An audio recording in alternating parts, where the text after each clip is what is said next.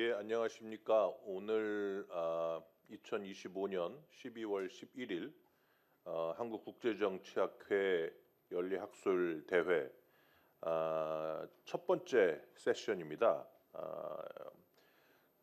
한미동맹 현대화라는 주제로 저희가 10시부터 12시까지 패널을 갖겠습니다. 이번 패널은 코리아 온 포인트의 지원을 받고 가능하게 되었습니다. 코리아 온 포인트는 국제정치 분야에서 여러 정책 전문가들이 교류를 할 수 있도록 교류를 촉진하는 영문 웹 포럼입니다. 정책 토론, 정책 소통, 디지털 포럼이라고 생각이 들고요. 그래서 매년 한 100여 명 정도의 저자들이 코리아 온 포럼의 웹사이트에 본인들의 그 저술이나 아니면 정책 그 라이팅을 기고를 하고 또 이런 것을 통해서 많은 전문가들이 다른 전문가들의 어떤 의견이나 어떤 현재 생각들을 읽어볼 수 있는 그러한 포럼입니다. 그래서 이것이 지금 현재 국제정치학회하고 같이 하고 있고요.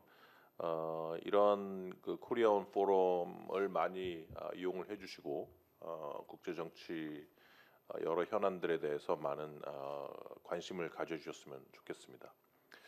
저는 세종연구소 소장으로 있는 김현욱입니다. 지금 현재 한미동맹 현대화라는 주제가 아직까지도 계속되고 있는 주제입니다. 물론 한미 양 정상들이 만나서 큰 그림에 대해서 합의를 하고 또 한국과 미국의 어떤 정책 전문가들이 계속해서 여기에 대해서 견해를 내세우고는 있지만 아직까지 구체적인 실무선까지 정해진 건 없고요. 그래서 향후에 어떤 식으로 한미 동맹이 현대화될 것인가, 그리고 지금 중요한 이슈들은 어떤 것들이 있는 것인가, 이런 부분들에 대해서 저희가 오늘 한번 논의를 해보도록 하겠습니다. 한미동맹 현대화라는 것은 물론 이것이 미국 트럼프 2기 정부가 들어서면서 시작된 그런 것이고 굳이 한미동맹에만 국한되는 것은 아닙니다. 하지만 이게 추후에 한국의 안보 그리고 지역 안보와도 상당히 밀접한 관련을 가지고 있는 주제이기 때문에 오늘 이 자리에서 세 분의 아주 저명하신 그 학자분들께서 발제를 먼저 해주시고 토론자분들 세 분께서 토론을 해주시겠습니다. 한국국방연구원의 권보람 박사님 아주 그 여성 학자분으로서 빠르게 라이징하고 있는 분이라고 제가 인식을 하고 있습니다. 그리고 통일연구원의 정성윤 박사님 그리고 국립외교원의 방길주 교수님께서 한 20분 정도씩 먼저 발제를 해주시고요. 그 다음에 국가안보전략연구원의 이성훈 박사님, 통일연구원 김민성 박사님, 그리고 국가안보전략연구원의 백선우 박사님께서 한 15분 이내로 한번 토론을 해주시면 될 것 같습니다. 예, 그럼 먼저 한국국방연구원의 권보람 박사님 부탁드립니다. 네. 네, 안녕하세요. 소개받은 권보람입니다. 오늘 저는 동맹 현대와 한국의 관점에 대해서 발제를 해달라고 요청을 받았는데 사실 제가 한국 정부 입장을 대표하는 건 아니라 저의 생각이 많이 가미된 한국의 관점이라는 걸 좀 이해해 주셨으면 좋겠습니다. 그리고 사실은 이게 지금 아까 소장님께서 말씀하셨지만 동맹 현대화라는 것은 움직이고 살아있는 것이기 때문에 오히려 토론을 통해서 제가 조금 더 많이 배울 수 있는 기회가 될 것 같습니다. 저희 발표는 크게 4가지 정도의 주제로 정리를 해봤는데요. 첫 번째는 동맹 현대화의 개념, 이것이 과연 무엇인지, 그 다음에 한국과 미국 국익 관점에서 봤을 때 한국 현대화의 의미는 어떻게 다른지, 그 다음에 미중 경쟁 속에서 구조, 과정으로서의 동맹 현대화, 거기서 오는 리스크는 무엇이 있는지, 그리고 마지막으로는 조금 구체적으로 한미동맹 주요 현안별 한국 정부의 지향점, 여기서의 기회와 도전 요인은 무엇인지 정도로 정리를 해봤습니다. 그래서 발표를 시작을 해보면 제가 생각하는 그 동맹 현대화라는 것은 아직 실체가 딱 정해져 있는 것이라기보다는 담론을 통해서 지금 정책이 만들어지는 과정에 있는 것 같습니다. 네, 지금 미국에 대해서 대응하는 입장에 있는 한국으로서는 이제 아메리카 퍼스트가 추동하는 동맹 현대화가 무엇인지를 파악하는 게 중요할 텐데, 제가 봤을 때는 두 가지 드라이빙 포스가 있는 것 같습니다. 하나는 동맹 재균형이고 하나는 동맹 정렬입니다. 그러니까 동맹 재균형이라고 하는 것을 쉽게 얘기해서 동맹과 비용을 더 분담하고 역할을 더 분담하겠다는 미국의 의지가 가미된 그런 드라이빙 포스라고 보시면 되고, 정렬이라고 하는 것은 이제 미국이 중국을 견제를 하려고 할 건데 거기에 동맹국들한테 동참을 하려고 하는 것이죠. 줄을 서라고 하는 그거를 의미를 합니다. 근데 이런 요구에 대해서 한국이 수용을 어떻게 수용하는지가 중요한데, 여기서 기회들과 도전들이 있을 걸로 저는 생각을 합니다. 근데 일단은 기회의 측면에서 본다면 세 가지 정도로 우리가 해석을 해볼 수가 있겠는데, 하나는 동맹 양자 협력을 심화하는 기회, 그 다음에 자강의 기회, 그 다음에 외연 확대의 기회라고 보실 수 있겠습니다.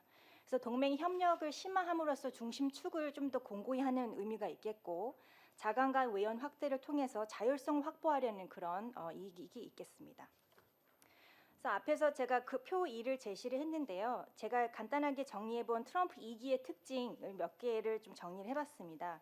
트럼프 1기와 좀 달라진 점이 있다면, 대중국 견제를 하면서도 교섭을 시도하는, 그리고 오히려 전술적으로 중국을 조금 더 위협이 아니라는 식으로 대하는, 그리고 인태 지역과 유럽 지역을 확실히 분리해서 대응하는 이런 측면들은 좀 달라진 것이고요.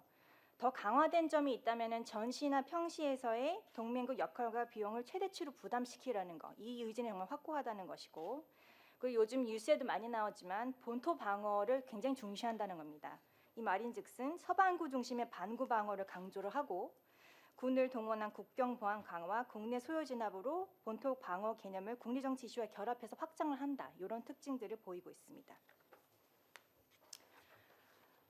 두 번째 표 2를 보시면 제가 나름 정리해본 동맹 위험의 복잡화입니다. 그러니까 동맹 현대화라는 담론을 통해서 동맹 재균형과 정렬을 동시에 요구를 하는 상황에서 원래 우리가 가지고 있었던 방기와 연료 위험들이 더 복잡하게 연계가 돼 있다. 그래서 제가 조금 생각을 해봐서 적어봤는데, 이거 전체적인 목록은 아닙니다만, 그래서 원래는 방기가 조금 더 큰 위험이었다면 이제는 연료도 큰 문제가 됐다. 그래서 최근에 한미 간 조선업 협력 제재를 중국이 했다가 철회를 한 적이 있죠. 그러니까 그런 것들도 이제 약간 연료의 위협으로 나타나고 있고, 그다음에 대중국 견제 참여를 조금 더 명시적으로 하라, 이런 요구들이 많이 나타나고 있는 점을 그 연료의 위험이라고 보실 수 있겠습니다.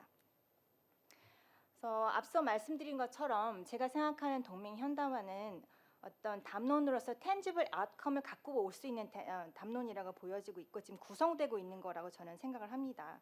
그래서 한미 당국은 정상회담을 통해서 인식을 공유한다, 현대화하기로 했다라고 말은 하지만 해당 범주나 구체적인 현안에 대한 이견들은 있는 것 같습니다. 그래서 제가 파악한 바로는 올해 한 4월부터 이미 국방부 실무자들은 굉장히 바쁘게 이런 동맹 현대화 얘기들을 하고 있었고, 국방부 입장은 주한미군이나 전자권이나 확장 억제처럼 개별 동맹 현안을 다루기에는 너무 민감하고 변동성이 많기 때문에 전략적인 유연성 확대 개념 대신에 동맹 현대화라는 포괄적인 개념으로 미국과 협상을 한다, 이런 입장을 굉장히 일찍부터 보였거든요. 그걸 제가 확인한 부분이 있었습니다. 그림 1을 보시면 그럼 이제 아메리카 퍼스트 2.0의 시대에서 본 한미 동맹은 어떤 의미가 있고 어떤 가치가 있는지, 그 반대로 우리가 보는 미국은 한미 동맹은 어떤 가치가 있는지 아주 단순하게 그려봤습니다. 그래서 정리를 해보면 미국 우선주의 관점에서 보면 한국은 안보뿐만 아니라 경제, 기술, 산업 측면에서 미국의 성장의 필수적인 파트너고 더 이상 무임승차에서는 안 될 만큼의 국력을 확보했다는 인식이 굉장히 지배적인 것 같습니다. 그래서 미국이 굉장히 중요시하는 지경학, 본토방어, 공정 차원에서 동그라미를 좀 그려봤고요. 이제 한국의 입장에서 봤을 때도 마찬가지로 지경학, 지정학, 그리고 자율성이라는 그 팩터가 굉장히 중요하게 작용을 합니다. 그래서 한국의 국익 기반 실용주의 관점에서 보면 미국은 수십 년 동안 한국에게 안보와 경제, 기술적 지원을 제공해서 성장 기반을 마련해줬고 향후에도 지속될 자주 국방 노력에 굉장히 중요한 파트너다라는 것을 우리가 알 수 있습니다.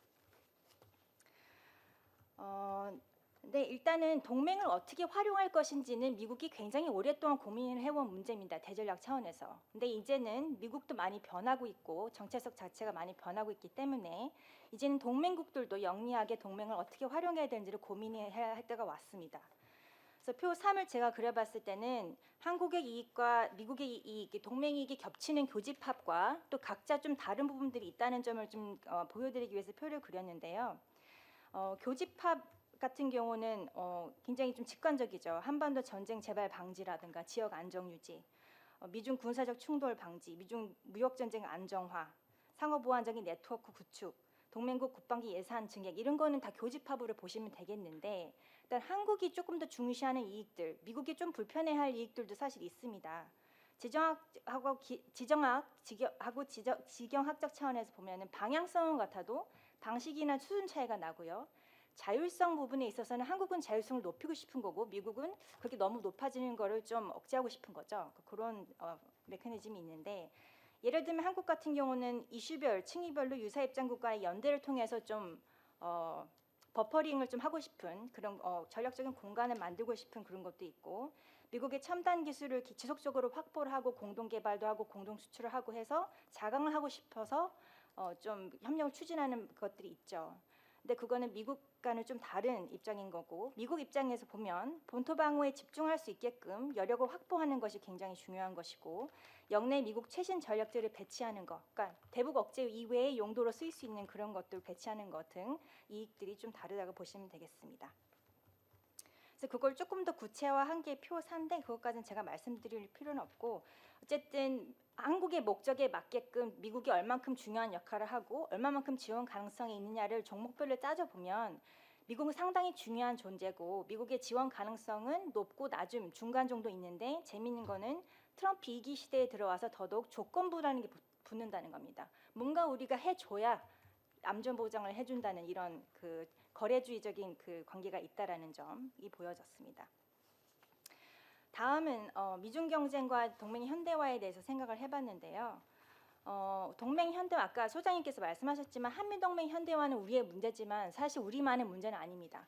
미국이 그 세계를 어떻게 경영할지를 지금 고민하는 차원에서 동맹들 간의 관계를 다 재균형을 하고 있기 때문에 우리와의 재균형 아웃컴이 다 미일 동맹 재균형 아웃컴에도 영향을 주고 바이스 버사 영향을 준다.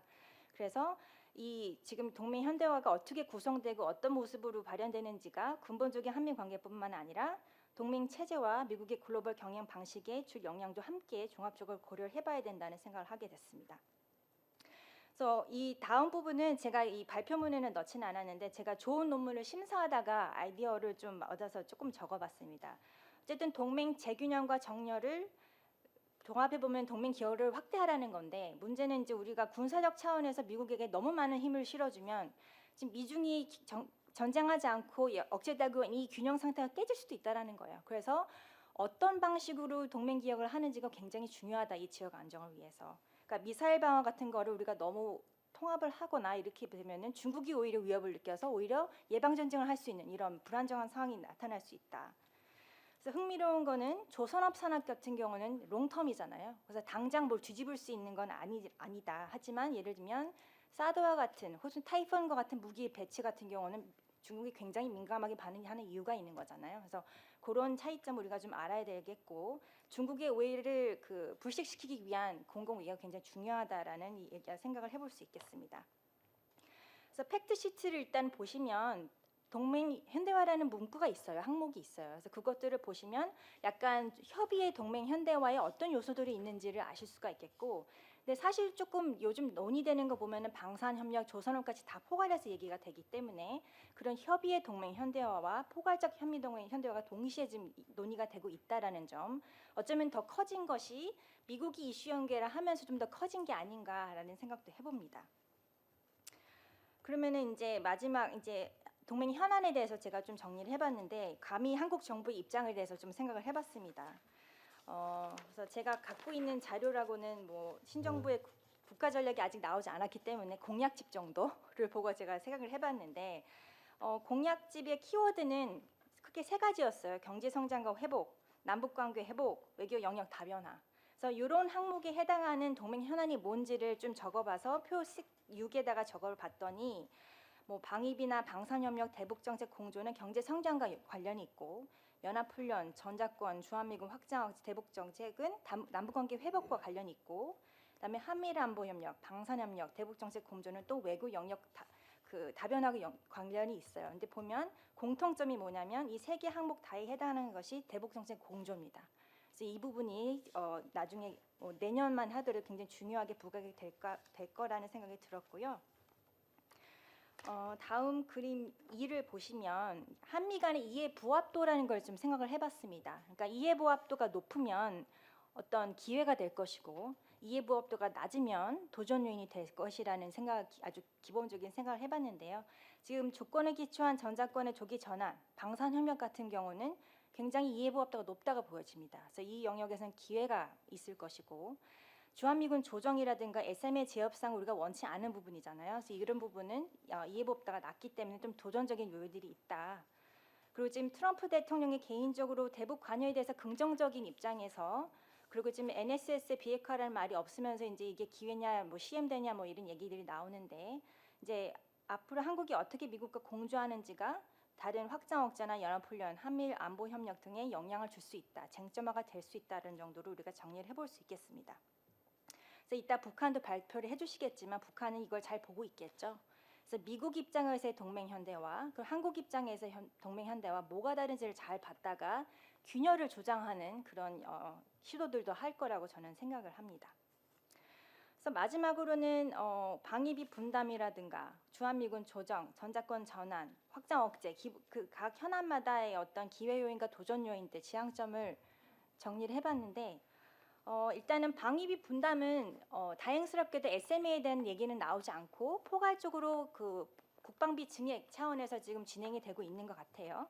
그래서 그거는 어느 정도 합의가 있는 것 같고 다만 트럼프 시대에 완벽하게 끝난 협상은 없기 때문에 또 관세랑 또 어떻게 또 묶여서 재협상을 하게 될지 모르기 때문에 늘 좀 긴장감 유지해야 된다는 점.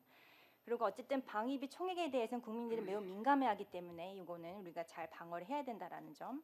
그리고 트럼프가 잘 이해하는 용어로 우리가 좀 설득을 해야 된다는 점이 있겠고요.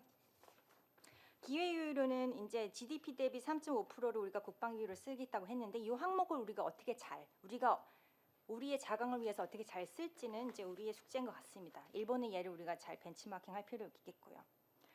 두 번째 주한미군의 조정 같은 경우는 이제 NSS도 나왔지만 미국이 우리한테 강조하는 거는 new capabilities예요.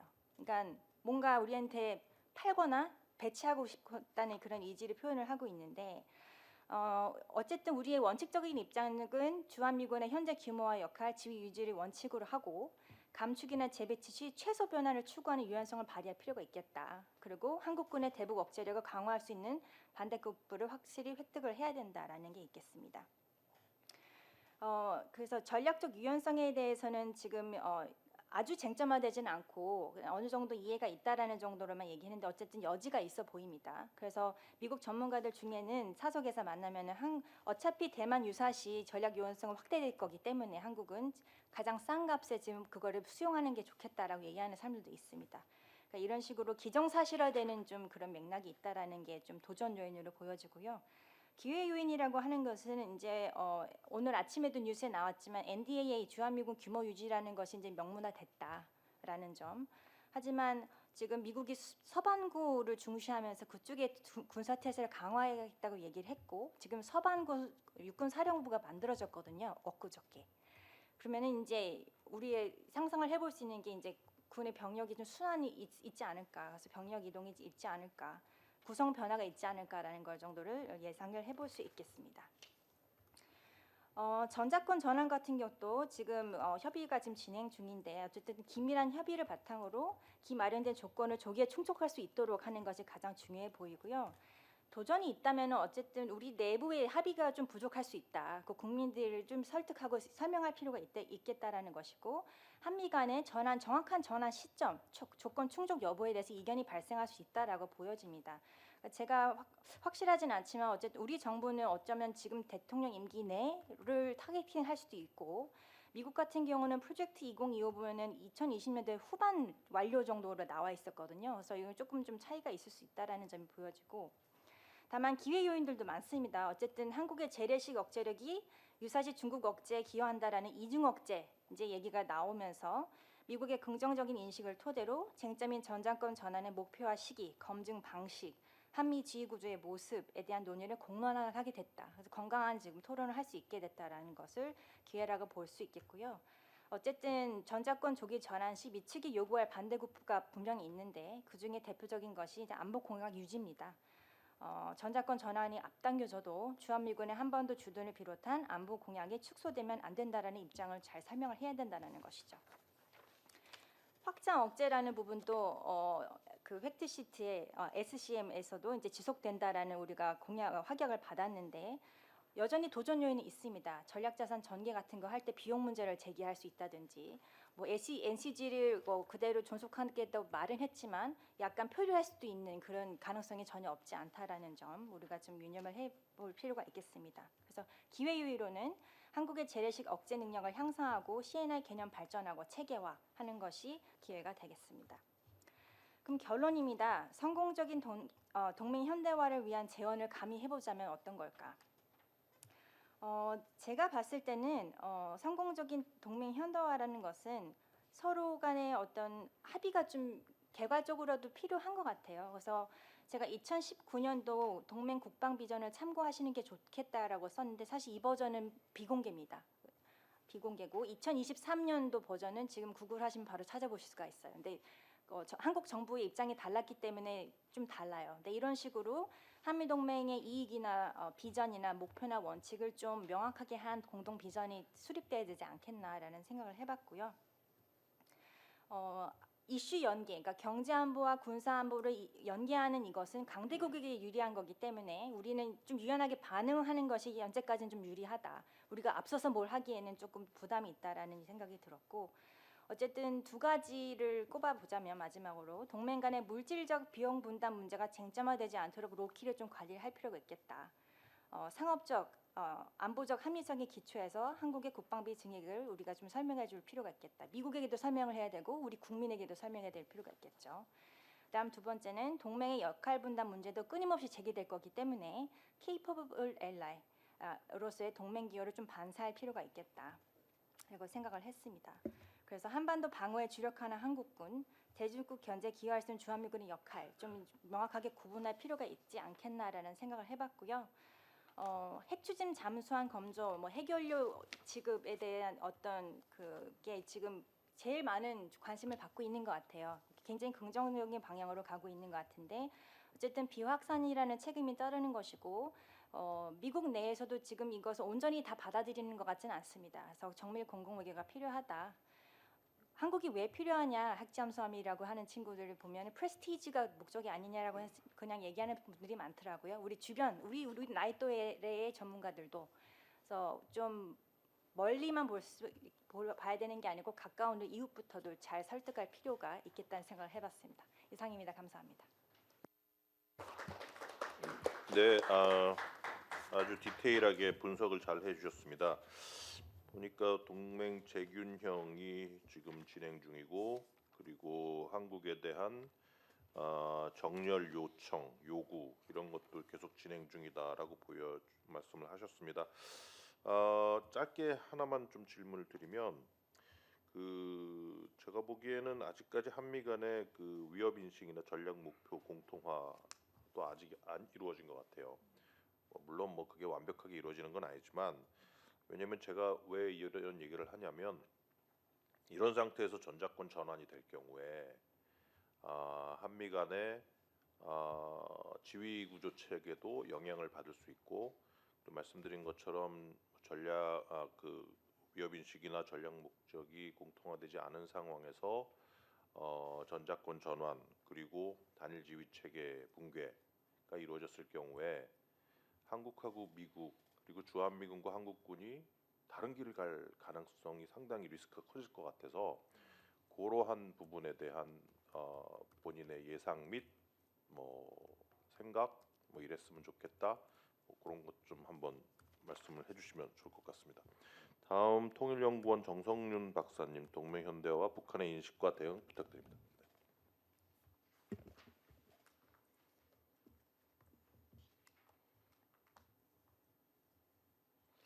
네, 통일연구원 정성윤입니다. 먼저 한국국제정치학회 측에서 불러주셔서 감사합니다. 그것보다도 외교부와 정치학회가 이 KOP 프로젝트를 오래전부터 하고 있는데 가끔 도움을 주는 입장에서 이 KOP 프로젝트가 학술에 의해서 그간의 성과를 공유한다는 것 자체도 저는 상당한 의미가 있고, 그리고 이를 위해서 많이 애써주신 분들께 감사의 말씀을 드립니다. 제가 그 북한을 국제정치 외교안보 차원에서 다루고는 있지만 동맹 현대화를 이렇게 구체적으로 들어보지는 않습니다. 전공상. 그런데 이 KOP를 담당하시는 고명현 박사님께서 제가 하필 그날 상당히 기분이 좋은 날 전화를 주셔서 학회에서 역할을 해주셨으면 좋겠다고 해서 토론일까 싶었는데 또 발표를 요청을 하셨고요. 그래서 이제 제가 할 수 있는 기여의 정도는 북한이 어떻게 생각할까 정도는 재미있을 것 같다라고 생각을 했습니다. 그래서 이 한미 동맹 현대화의 내용을 다루기보다는 이미 알려진 내용, 그리고 우리 권보람 박사님께서 정리하신 내용을 토대로, 그러면 이 내용을 전제로 해서 김정은의 머릿속은 어떨까? 북한은 앞으로 어떻게 나올까? 우리는 여기에 대해서 어떤 전략적 대응 태세를 갖는 게 바람직한가? 이 세 가지 정도 주제로 말씀을 드리겠습니다. 그냥 정책적으로 글을 쓰기보다는 좀 있어 보이려고 각주도 막 달아놨습니다. 이제 주로 개념에 대한 문제들인데 이 개념에 대한 발표를 하지는 않겠습니다. 읽어보면 아시는 내용입니다. 먼저 동맹 현대화와 북한의 인식과 대응을 논의하려면 세 가지 허들을 저희가 접근을 해야 됩니다. 첫 번째는 한미 동맹이 처한 현재의 한반도 정세에 대해서 간단히 말씀을 좀 드려야 되고, 두 번째, 이 정세에 대해서 북한이 어떠한 전략적 입장을 취하고 있는지도 말씀을 드려야 됩니다. 그래야지만 그러한 환경과 전략의 입장에 서 있는 북한이 동맹 현대화를 어떤 렌즈로 바라보는지에 대한 설명이 가능합니다. 그래서 제가 그런 방식으로 좀 설명을 하도록 하겠습니다. 일단 동맹 현대화에 대해서 북한이 어떻게 인식하고 있을까? 결론적으로 말씀드리면 북한의 관심은 상당히 높을 거다. 이유는 간단한데, 지금 현재 연구자들 간에 약간의 논쟁은 있지만 이 동맹 현대화라는 것이 기본적으로 군사력 중심의 능력의 변화, 그리고 그 능력의 배분의 메커니즘을 다루고 있습니다. 북한은 과거부터 위협 그 자체보다는 능력의 실체에 더 민감한 반응을 해왔었습니다. 여러분도 다 아시는 것처럼 주한미군 철수라든가 오래전부터, 그리고 전략자산의 전개, 이런 것에 대해서 한 번도 빠짐없이 예민한 반응을 보이는 게 그런 것이죠. 그렇기 때문에 한미동맹 현대화에 대해서 많이 주목하고 있을 것이다 라고 저는 전제를 하겠습니다. 자, 그러면 세 가지 허들 중에서 첫 번째 허들에 대해서 간단히 설명을 하겠습니다. 그럼 북한이 이 한반도 정세를 어떻게 보고 있고 저는 그것을 어떻게 해석하는지에 대해서 말씀을 드리겠는데, 이 2025년 동맹 현대화가 논의되고 있는 이 시점에 저는 이 한반도 정세의 본질을 두 개의 상이한 서로 다른 현실주의가 정면으로 충돌하는 그런 구조로 저는 바라봅니다. 존 미어샤이머가 흔히 말하는 공세적 현실주의를 북한은 채택하고 있고, 그리고 우리가 잘 아는 케네스 월츠의 방어적 현실주의를 기반한 한미 동맹의 전략이 있다. 공세적 현실주의에 북한이 천착하고 있다는 것은 저의 단견이긴 하지만 많은 분들이 그렇게 받아들이는 것 같습니다. 이유는 북한 스스로가 안보를 위해서 최대한 힘을 증강하려고 하고, 힘의 지배적 우위를 대남 관계든 대미 관계든 확보하려 하는 게 명백하기 때문입니다. 김정은이 이미 세 차례나 이야기를 했잖아요. 핵무기를 기하급수적으로 늘리겠다. 적당한 게 아니라. 그리고 그 무기를 어떻게 쓴다? 다른 지역에까지 제2의 사명을 위해서 쓰겠다고 이야기를 하고 있잖아요. 그래서 공세적 현실주의가 아니라고 부인하기 어렵다라고 봅니다. 한미동맹은 오랫동안 북한의 이런 능력 증강과 공세적 강압에 대해서 억제 위주의 전략을 펼쳐왔다고 감히 말씀드릴 수 있습니다. 무력을 통한 현상 타파는 어느 한국 정부도 역대 정부가 채택한 적이 없습니다. 어떤 한미동맹도 그러한 전략적 방침을 밝힌 적이 없습니다. 그렇기 때문에 한미동맹은 국가의 과도한 힘의 추구가 오히려 안보 딜레마를 강조한다는 입장을 말은 하고 있지는 않지만 그 전략의 기저에 깔고 있다. 이렇게 보시면 됩니다. 그러면 이 현상 타파를 통해서 패권적 지위를 노리는 북한과 압도적 억제력을 통해 현상 유지와 안정을 꾀하는 한미 동맹 간에 지금 타협 없는 치킨 게임이 진행되고 있다라고 보는 것이 저는 타당하다고 보고, 그런데 이 치킨 게임이 증폭될 수 있는 여러 가지 모멘텀이 있습니다. 대표적인 게 북핵 문제죠. 두 번째가 저는 한미 동맹 현대화라고 봅니다.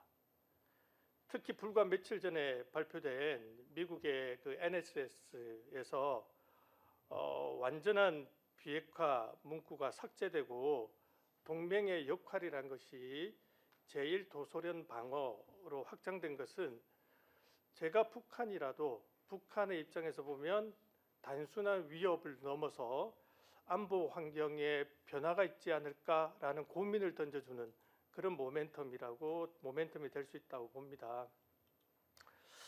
자, 그러면 북한은 이런 상황에서 어떠한 공세적 우세 전략을 취하려고 하는지 좀 간단히 좀 설명을 드리겠습니다. 즉 동맹 현대화를 지금 북한은 어떻게 인식하고 있을까? 뭐 여러 가지 관점에서 볼 수 있을 것 같아요. 제가 이렇게 검색을 좀 해보니까 학자들마다 너무 주장하는 게 다양한데 저는 그 중에서도 안보 딜레마의 관점에서 두 가지로만 말씀드리고자 합니다. 첫째는 북한은 한미 동맹 현대화를 자신들에 대한 포위망의 광역화 범위가 넓어졌다, 더 큰 덫을 던졌다. 그 자신들의 투사 논리로 아마 프로젝션 논리로 아마 해석할 가능성이 있습니다. 이제 공세적 현실주의 국가는 이렇게 상대의 방어적 조치조차도 침략적 의도로 과잉 해석하는 경향이 있잖아요. 그러니까 북한은 항상 그래 왔는데 북한은 이러한 한미 동맹의 역할 확대를 두고 아시아판 나토라고 공공연히 비난한 바가 있습니다. 지금도 그렇게 하고 있고, 이는 북한 스스로가 힘의 극대화를 추구하기 때문에 상대방인 한미 동맹도 동맹 현대화라는 이름만 멍울만 내세우고 있지 당연히 자신들을 제거하고 억압하기 위한 그런 거울 이미지로 보는 것이라고 저는 생각을 합니다. 김정은 스스로도 최근에 한 말이 있습니다, 여러분. 평화와 안정을 해치는 깡패 우두머리들이라고 동맹 현대화를 추진하는 한미 양 당국을 비난한 적이 있습니다. 그러니까 뭐 인지적 편향과 공포가 결합된 형태든 말든 북한이 동맹의 현대화를 단순히 우호적으로 바라보지는 않고 있다라는 것을 이해할 수 있습니다. 북한은 항상 이렇게 도전적 요인이 닥치면 이걸 어떻게 기회로 전환할까에 대한 고민을 하는 습성 같은 게 있는 것 같아요. 제가 한 20여 년 북한을 보면, 그래서 북한도 동맹의 현대화를 위협적 도전 요인으로만 보지 않고 이를 대응하는 과정에서 어떻게 기회를 살릴까를 동시에 고민할 것 같아요. 그냥 제 직관입니다. 즉 북한은 한미 동맹 현대화를 한반도에서 안보 딜레마를 고의적으로 명분 있게 증폭시킬 수 있는 아마 기회로 활용할 가능성이 있습니다. 그러니까 로버트 저빌스 같은 사람들이 국가들이 안보 딜레마를 줄이려고 노력한다고 했지만 북한은 항상 정반대로 보여왔거든요. 그러니까 안보 딜레마를 고의적으로 증폭, 앰플리피케이션 시킬 가능성은 여전하다. 3달 전에 김정은이 이런 말을 했습니다. 억제력의 제2의 사명이 가동되면 제1 사명, 제2 사명 뭐 이런 이야기 했잖아요. 제2 사명이 가동되면 한국과 그 동맹국들의 군사 조직 및 하부 구조는 삽시간에 붕괴될 것이다. 그리고 그 주목할 점은 그 타격 범위로 동맹국들의 군사 조직을 언급했어요. 처음이었거든요. 이는 한미의 동맹 현대화를 명분 삼아서 자신들의 행동력의 타격권을 한반도 밖으로 넓히려는 전형적인 수정주의 국가들의 태도라고 저는 봅니다. 그러니까 동맹 현대화도 동맹의 역할을 외연적으로 확장하려고 하니 자신들의 행동력의 투사 범위도 확장하려는 능력을 동시에 보여줬다는 평가도 가능하다는 것입니다. 만약 북한이 이런 두 가지 인식을 하고 있다면 이 인식들을 바탕으로 북한이 향후 전개될 전략 환경에 따라 아마 3가지 옵션, 자신들의 방향성을 생각할 것 같아요. 뭐 자신들에게 이로운 것도 있고 불리한 것들도 있는데 북한의 입장에서 보면 첫째, 이 동맹 현대화를 세력 전의를 노리는 최적의 기회로 인식하는 시나리오도 있을 것 같아요. 저는 개인적으로 가능성이 높지 않다고 보지만 이제 트럼프 행정부와의 협력 과정에서 한미 갈등이 심화되어서 미국의 리트렌치가 이루어지는 등 뭐 관여가 축소되면 이제 소위 그 미어샤이머가 말하는 힘의 공백이 발생하잖아요. 이 공세적 현실주의자인 북한에게 이 힘의 공백은 패권을 확장할 수 있는 지배적 우위를 확장할 수 있는 절호의 기회가 될 거예요. 그래서 김여정 부부장의 거친 언사처럼 한미 간을 이간질하는 소위 말하는 쐐기 전략도 빈번하게 이루어질 것이고 한국을 배제한 미북 간 핵군축 직거래를 시도해서 우리를 좀 고립시키려고 할 것이다. 소위 말한 더미넌 스트래티지를 더 공세적으로 할 것 같다라는 게 제 생각입니다. 두 번째는 많은 분들이 이야기를 하지만 북한이 고려할 수는 있지만 가능성은 저는 높지 않다고 봅니다. 무엇이냐면 회색지대 도발 시나리오입니다. 동맹의 시선이 대만 등으로 분산될 때 북한은 살라미 전술을 고려할 것이라는 여러 분석과 전망들이 있습니다. 이 전면전이라는 토탈워라는 임계점은 넘지 않으면서 NLL의 뭐 무인기 침투 같은 국지 도발할 수 있다는 거죠. 그래서 한미의 동맹의 현대화가 실제 어떤 식으로 가동되고 있는지 확인하려고 할 수 있다는 겁니다. 그리고 동시에 한미 연합 태세의 피로도도 높일 수 있고, 그리고 이게 효과가 있으면 제가 첫 번째 말씀드렸던 그 현상 변경을 점진적으로 추진하는 데 도움이 된다라고 생각할 수도 있을 것 같습니다. 세 번째는 북한이 가장 두려워하는 시나리오도 아마 있을 것 같다는 게 제 생각입니다. 즉 한미 동맹의 현대화가 장기적으로 자신들에게 구조적 제약으로 작동하는 시나리오겠죠. 우리에게는 아마 바람직한 시나리오가 될 텐데, 즉 트럼프가 등장하고 내심 기대했던 NCG의 무력화가 아니라 NCG가 더욱 제도화되고, 그리고 한국 정부가 진보 보수 구분 없이 지난 10여 년간 일관되게 막대한 자원을 투자하면서 추진했던 삼축 체계가 드디어 빌드업의 마지막 단계에 완성되는 경우입니다. 이 월츠의 이론을 그냥 기계적으로 적용하면 이 견고한 동맹과 자체 무장이 결합될 때 수정 국가는 대부분 팽창을 멈춥니다. 19세기와 20세기 유럽의 외교사가 그걸 보여주고 있어요. 냉전사도 마찬가지고. 따라서 북한은 이런 경우 자신들의 공세적 우세 전략의 좌절을 맛볼 가능성이 있다고 내심 그쪽에 전략가가 있으면 고민할 수 있을 것 같습니다.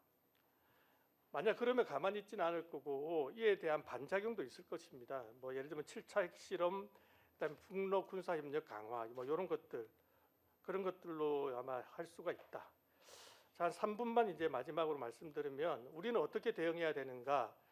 이거는 동맹 현대화의 맞춤식 대응이 있을 것이고, 굳이 동맹 현대화의 말씀을 드리지 않아도 한미 동맹이 이제 북핵에 대해서 대응해야 되는 차원에서 또 말씀드릴 수 있는 내용이 섞여져 있습니다. 이 권보람 박사님 말씀처럼 동맹 현대화가 지금 진행되고 있고 많은 것이 논의되고 있는 단계이기 때문에 이 맞춤식 대응을 제가 이 자리에서 말씀드리기는 쉽지 않습니다. 다만 맞춤식 대응이든 그 어떤 대응이든 그 대응책의 전략적 기조나 방향은 말씀드릴 수가 있는데, 북한이 공세적 현실주의로 대응을 할 때 저는 우리의 바람직한 방향은 능동적인 방어적 현실주의가 그나마 덜 위험하고 그나마 상대적으로 바람직하다라고 생각을 합니다.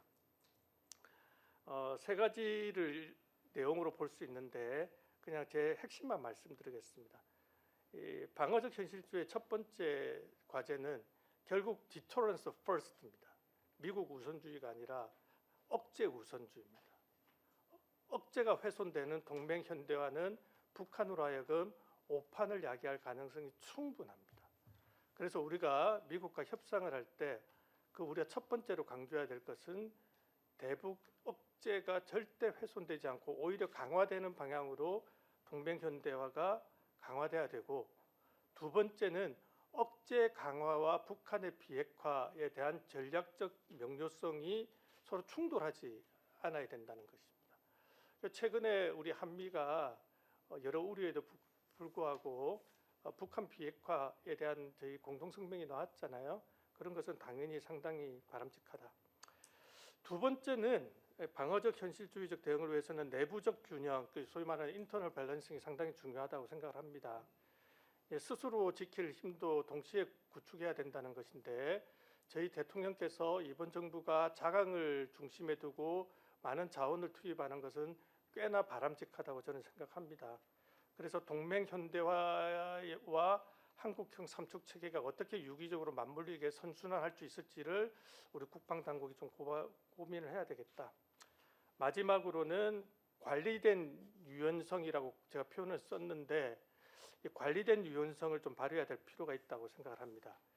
결국 중국 문제입니다. 이 동맹 현대화가 이렇든 저렇든 중국도 관심을 쏟잖아요. 그래서 동맹 현대화가 이 중국을 향한 포위망이 아니라는 점을 항상 같이 염두에 두고 병렬적으로 저희가 호소력 있게 말할 필요는 있다고 봐요. 저희 권보람 박사님께서 말씀하신 것처럼 그래야지만 북한이 노리는, 북한이 바람직하게 생각하는 신냉전 체제를 예방하는 효과가 있습니다. 이 정도 제 발표를 마치도록 하겠습니다. 감사합니다. 예, 처음에 동맹을 모르신다고 하더니 아주 디테일하게 잘 말씀을 해주셔서 새로운 관점을, 특히 북한이 보는 관점에서의 동맹 현대화에 대해서 다양한 시각을 한번 경험을 하게 해주셔서 감사드립니다. 짧게 질문을 하나 드리면, 약간 북한 입장에서 동맹 현대화가 포위망의 광역화로 인식이 되고, 그걸로 인해서 북한이 한미동맹의 현대화에 대해서 더 심각하게 반응을 할 수 있다라고 말씀을 하셨는데, 실제 아까 정 박사님도 말씀을 하셨듯이 국가안보전략서에는 북한이 완전히 빠졌고, 그리고 심지어 중국에 대한 대응도 안보 차원에서 거의 완화된 상태란 말이죠. 그리고 이제 북한 비핵화라는 것이 그 팩트시트에서는 분명하게 언급이 됐었고요.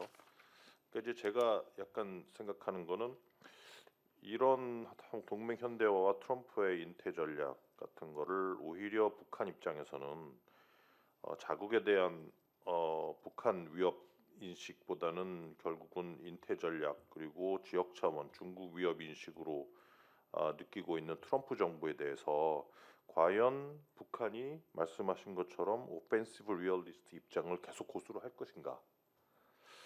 저는 그 부분에 대해서는 조금 플렉서블하지 않을까 하는 생각이 들어서, 예를 들어서 나오고 있는 북한의 그 공식적인 언급과 실질적인 상황 속에서의 밀리터리 오퍼레이션 간에는 약간 간극이 있지 않을까 하는 생각이 좀 들어서, 그 그 부분에 대해서 조금 말씀을 해주시면 감사드리겠습니다. 마지막으로 방길주 국립외교원 교수님 부탁드립니다. 예, 국립외교원 방길주입니다. 먼저 귀중한 자리에서 발제할 수 있도록 기회를 주신 KOP 측에 감사를 드리고요. 저는 한미동맹 현대화를 나름 1단계 그 설계도는 완성했다 이렇게 평가를 하고 있어요. 동맹 현대화라는 주변지대의 담론 수준으로 이렇게 언급되던 이 용어가 2025년에 갑자기 정책화 수준으로 고도화되면서 그 짧은 기간 내에 한미동맹 현대화라는 한미 양국이 합일치된 방향을 제시했다라는 것 그 자체가 1단계 그 설계도는 완성했다. 그거에 대한 어떤 평가 성격으로 헤그세스 장관도 마들 엘라이라고 이제 표현했죠. 모범 동맹국으로 이제 한국을 포함시키는 게 이제 결국은 그 방증이라고 보는데 북한 입장에서 보더라도 북한의 위협을 이제 상쇄하는데 동맹이 어떤 역할을 했는지 그거를 이제 가늠해 보면 한미동맹 현대화가 설계도를 완성했는데 긍정적인 의미를 부여할 수 있는지를 판단하는 가늠자가 될 수 있는데 트럼프 일기 때 북한은 사실 한미동맹 디커플링 하려고 노력을 여러 가지로 했었죠. ICBM 발사했다가 뭐 SRBM 발사했다가 위협 인식이 달라지는 지점을 포착을 해서 디커플링 할 시도를 했는데 그때 실패했고 이번에는 가능할 수도 있겠구나 생각했는데 한미동맹 1단계 설계도를 완성하는 걸 보고 이번에도 안 되겠나 판단을 했을 겁니다. 그러면은 한미동맹이 북한 위협을 상쇄하는 측면에서의 긍정적인 효과가 있기 때문에 그런 측면에서는 설계도 완성이라는 의미를 부여할 수 있겠다. 그러면은 어떻게 이렇게 유럽을 뭐 문명적 소멸이라는 표현하는 수준까지 나토 동맹을 이렇게 때리게 나서는 상황에서도 한미동맹 현대화 1단계 설계도를 완성했을까? 이걸 따져보면 기대효용이라는 것 같습니다. 미국이 한국에 바라는 지점을 한국에 해줄 수 있는 부분이 있었다는 것이죠. 그 기대효용의 균형화가 가능했다. 즉 미국만 한국에 해줄 수 있는 게 아니라 한국이 미국에도 해줄 수 있는 게 있기 때문에 그 기대효용이 동기화되었기 때문에 가능하고 했고 그렇기 때문에 윈윈 가능한 아이템이 결국은 이렇게 한미동맹 현대화를 추동하는 근본적인 배경이 되었다. 거기에는 구체적으로는 조선 원자력 방산협력이 될 수 있겠죠. 그럼에도 불구하고 제가 이게 1단계 설계 완성이지 그 2단계, 3단계까지 완성된 건 아니다라는 그 내재된 의미를 담아서 1단계 완성 설계도 완성이라고 한 것인데 그 이유는 시각차가 여전히 있는 부분이 있다는 것이죠. 그 시각차를 조기에 확인해서 1단계 설계도 완성을 약간 구체화하고 2단계 설계 완성으로 이제 발전시켜야 되는 그런 측면에서 시각차를 확인하는 게 필요한데 시각차를 활용하려면 두 가지로 봐야 될 것 같습니다. 첫 번째는 트럼프 행정부에서 나오고 있는 대외 정책의 어떤 근간 그 측면에서 볼 수 있는 게 있고 두 번째는 직접적으로 한미동맹 의제에 관련되는 걸 볼 수 있는데 첫 번째 우선 트럼프의 대외 전략 측면에서 본다면 한 네 가지로 설명해 볼 수 있을 것 같습니다. 28페이지 표 1에 보시면 트럼프 2기 행정부의 대외 전략은 트럼프 대통령 자신과 참모 내각의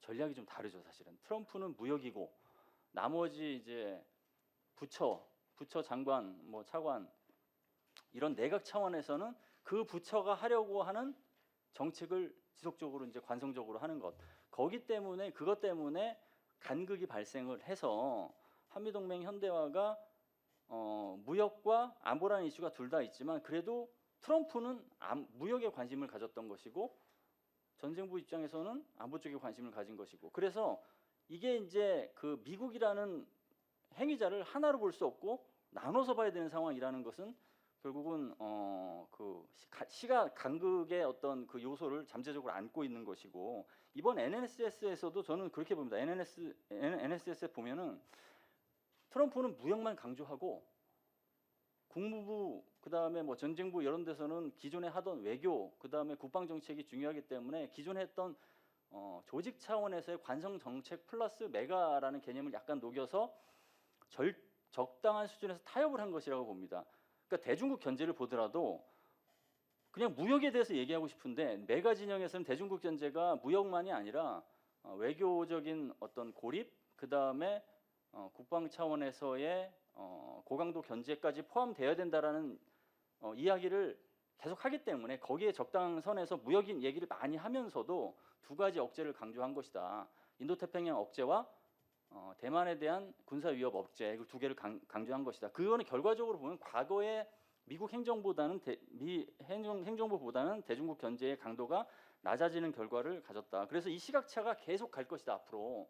그렇기 때문에 이게 한미 동맹 현대화에 미치는 영향은 내재되어 있다. 그것이고요. 그리고 대외 정책 대개조 중에서 이제 동맹 공식을 이제 사실은 변경한 것이죠. 동맹국하고 적성국하고의 기존 공식을 완전히 바꿔서 동맹도 이제 타협의 대상, 그다음에 거래 대상으로 했고, 그러면서 이제 유럽은 GDP 대비 5% 방위비 증액을 확약했음에도 불구하고 무명 소멸을 얘기할 정도로 나토가 다시 위기에 빠지는, 이게 이제 결국은 동맹 리스크 관리가 나토 동맹이 계속 돼야 되는 것처럼 한미 동맹 현대화도 리스크 관리 단계는 일단락되고 이제 진화의 방향으로 가는 모멘텀이지만, 그것을 제대로 주도하지 않으면 이제 나토 동맹 같은 또 위기가 될 수 있기 때문에 반면 교사를 계속 삼아야 되는 측면.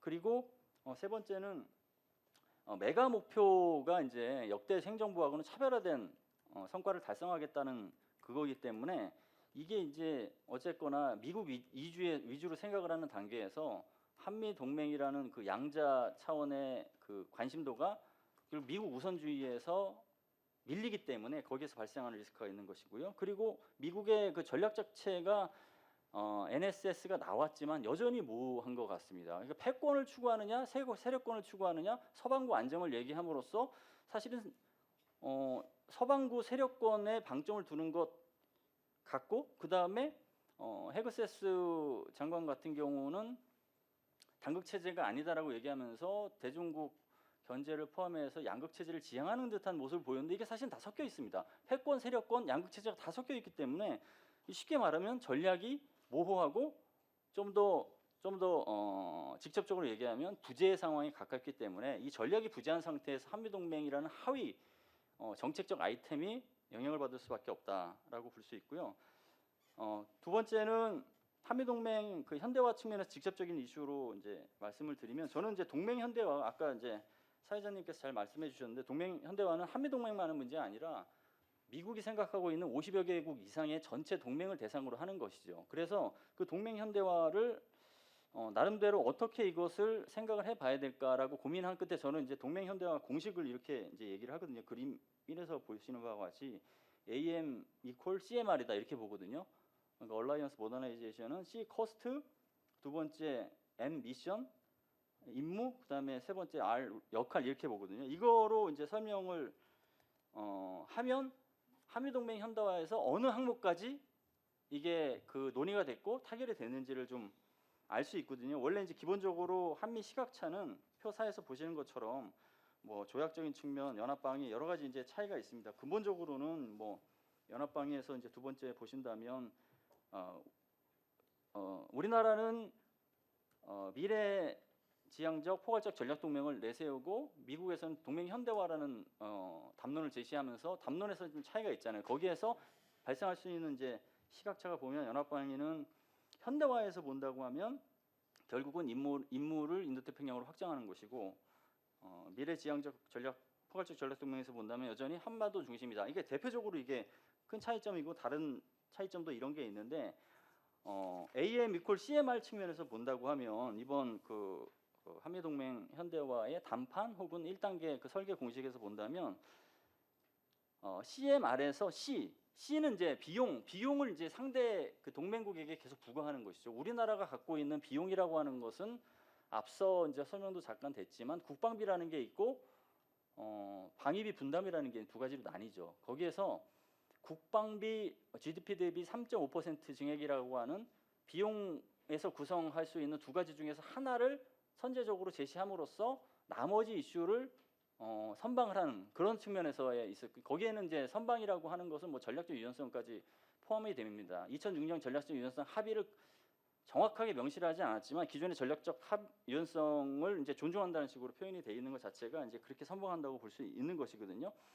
그래서 C 측면에서는 반만, 그 아이템이 반만 이제 논의된 거고, 그다음에 M 이렇게 임무 측면에서 본다면 그 국방비 증액을 통해서 한국의 스스로 방어 능력을 키워야 된다라는 이야기를 하면서 주한 미군은 2006년 그 전략적 유연성 합의를 존중하는 것처럼 하지만 실제로 그거랑은 약간 별개 혹은 현실에서는 어느 정도 작동 중인 거를 한국도 인식을 해야 된다는 식의 이제 어떤 그 이해 유도 이런 게 이제 같이 포함되어 있었던 것이죠. 그래서 최근 들어서 계속 나오는 이야기가 주한미군의 역외 임무가 불가피한 이런 속성에 대해서 계속 얘기를 합니다. 콜비 같은 경우도 아시아 동맹국은 자국 방어에 뭐 더 많은 것을 해야 된다라고 하면서 주한미군은 그 역외 임무가 이제 불가피한 측면을 계속해서 얘기를 하고 있고,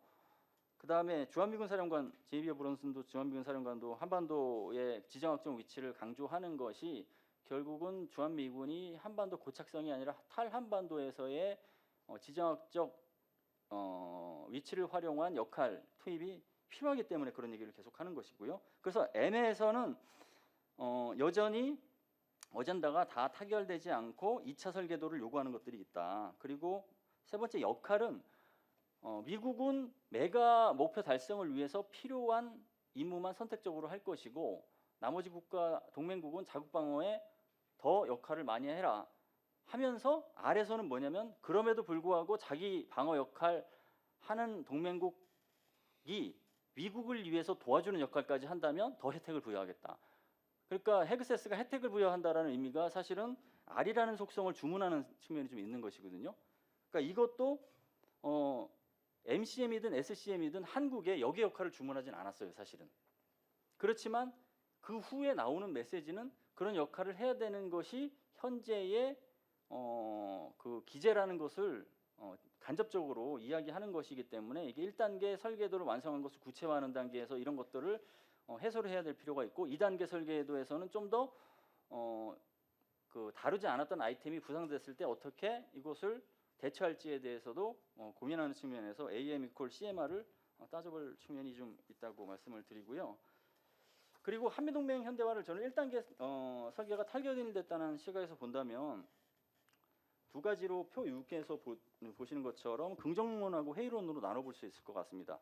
워싱턴 DC 가서 보면은 전반적으로는 한미동맹이 리스크가 부상할 것이다라고 우려했던 그런 뭐 전문가 그런 뭐 연구소 띵크탱크에서도 한미동맹이 본궤도에 올랐다 이런 식의 평가가 대부분입니다. 그래서 긍정론은 긍정론이 뭐라고 해야 되나 그 주요 의견이지만 일부 이제 회의론이 있거든요. 이 회의론을 잘 파악을 해서 한미동맹이 실체적으로 지금 잘 갈 수 있도록 그리고 뭐 포스트 트럼프 행정부에서도 잘 갈 수 있도록 하는 그런 여건 조성이 필요하기 때문에 이거를 한번 따져봤는데요.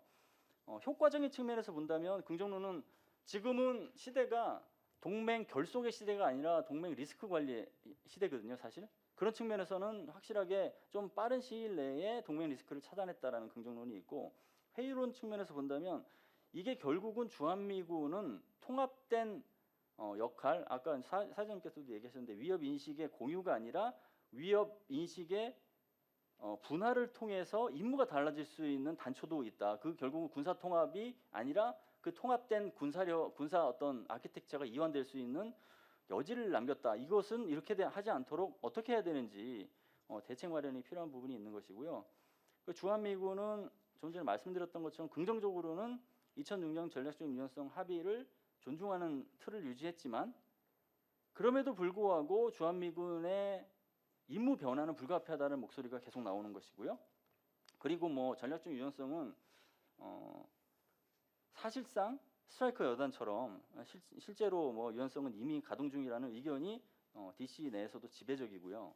그리고 해관보 측면에서 바라본다면 긍정론은 원자력 협력은 민간 차원에서 사실은 이게 군사 차원이 아니라 민간 차원에서 협력을 활성화하는 것이지만 그래도 어쨌거나 한국이 핵 연료를 가짐으로써 해관보 측면에서 도움이 되는 측면이 분명히 있기 때문에 그것도 긍정론으로 포함될 수 있다라는 의견이 있고 그런데 민간 차원이라는 것을 강조하면서 회의론 측면에서 본다면 결국은 이게 이제 핵무장으로 갈 수 있는 단초이기 때문에 이것을 지속적으로 모니터링해야 된다는 국제사회의 맨눈으로 보는 그런 측면에서는 외교적으로 이제 해결해야 될 숙제가 더 많아진 것, 이거는 회의론에서 볼 수 있는 것이고요. 그 원잠 같은 경우에는 긍정론으로 본다면 미국 측에서는 대중국 견지 분명히 도움될 것이다라는 것이고, 회의론에서 본다면 이건 원잠은 결국은 핵무장으로 가는 디딤돌이기 때문에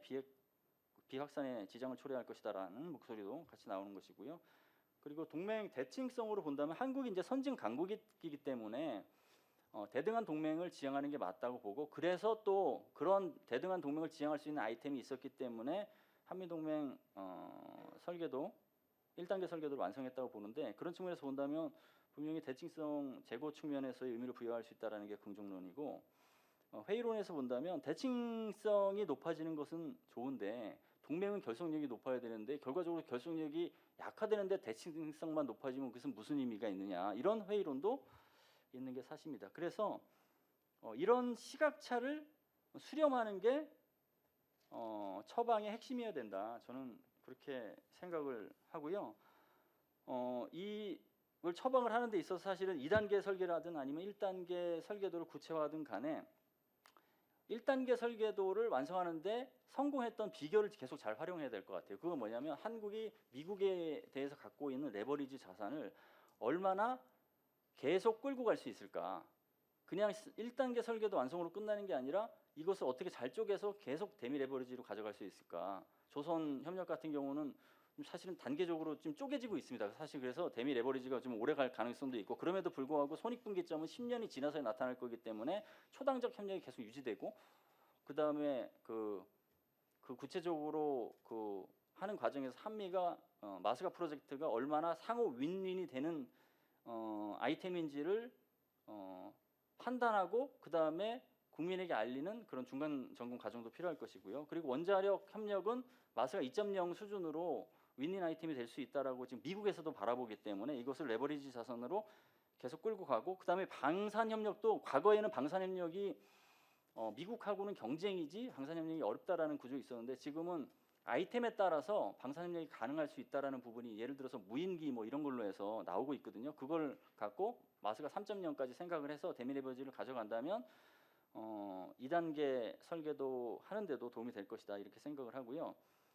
마지막으로는 지금 동맹 리스크의 시대라고 말씀을 드렸는데, 우리가 갖고 있는 레버리지 자산을 높이면 결국은 우리가 원하는 방식으로 실익을 추구하고 안보이익을 달성하는 데 유리하다라는 것을 한미동맹 현대화 공식을 설계하는 과정에서 알았기 때문에 사실 우리나라의 외교안보 전략도 저는 다층적으로 좀 바꿀 모멘텀에 직면해 있다. 그리고 그걸 전략적으로 활용할 필요가 있다고 생각을 하는데, 지금까지 자강과 동맹에 기반한 외교안보 전략이었다면 자강, 동맹, 연대까지 이제 하나의 패키지로 묶는 다층화된 외교안보 전략이 필요하다, 이렇게 말씀드리고 싶습니다. 이상입니다.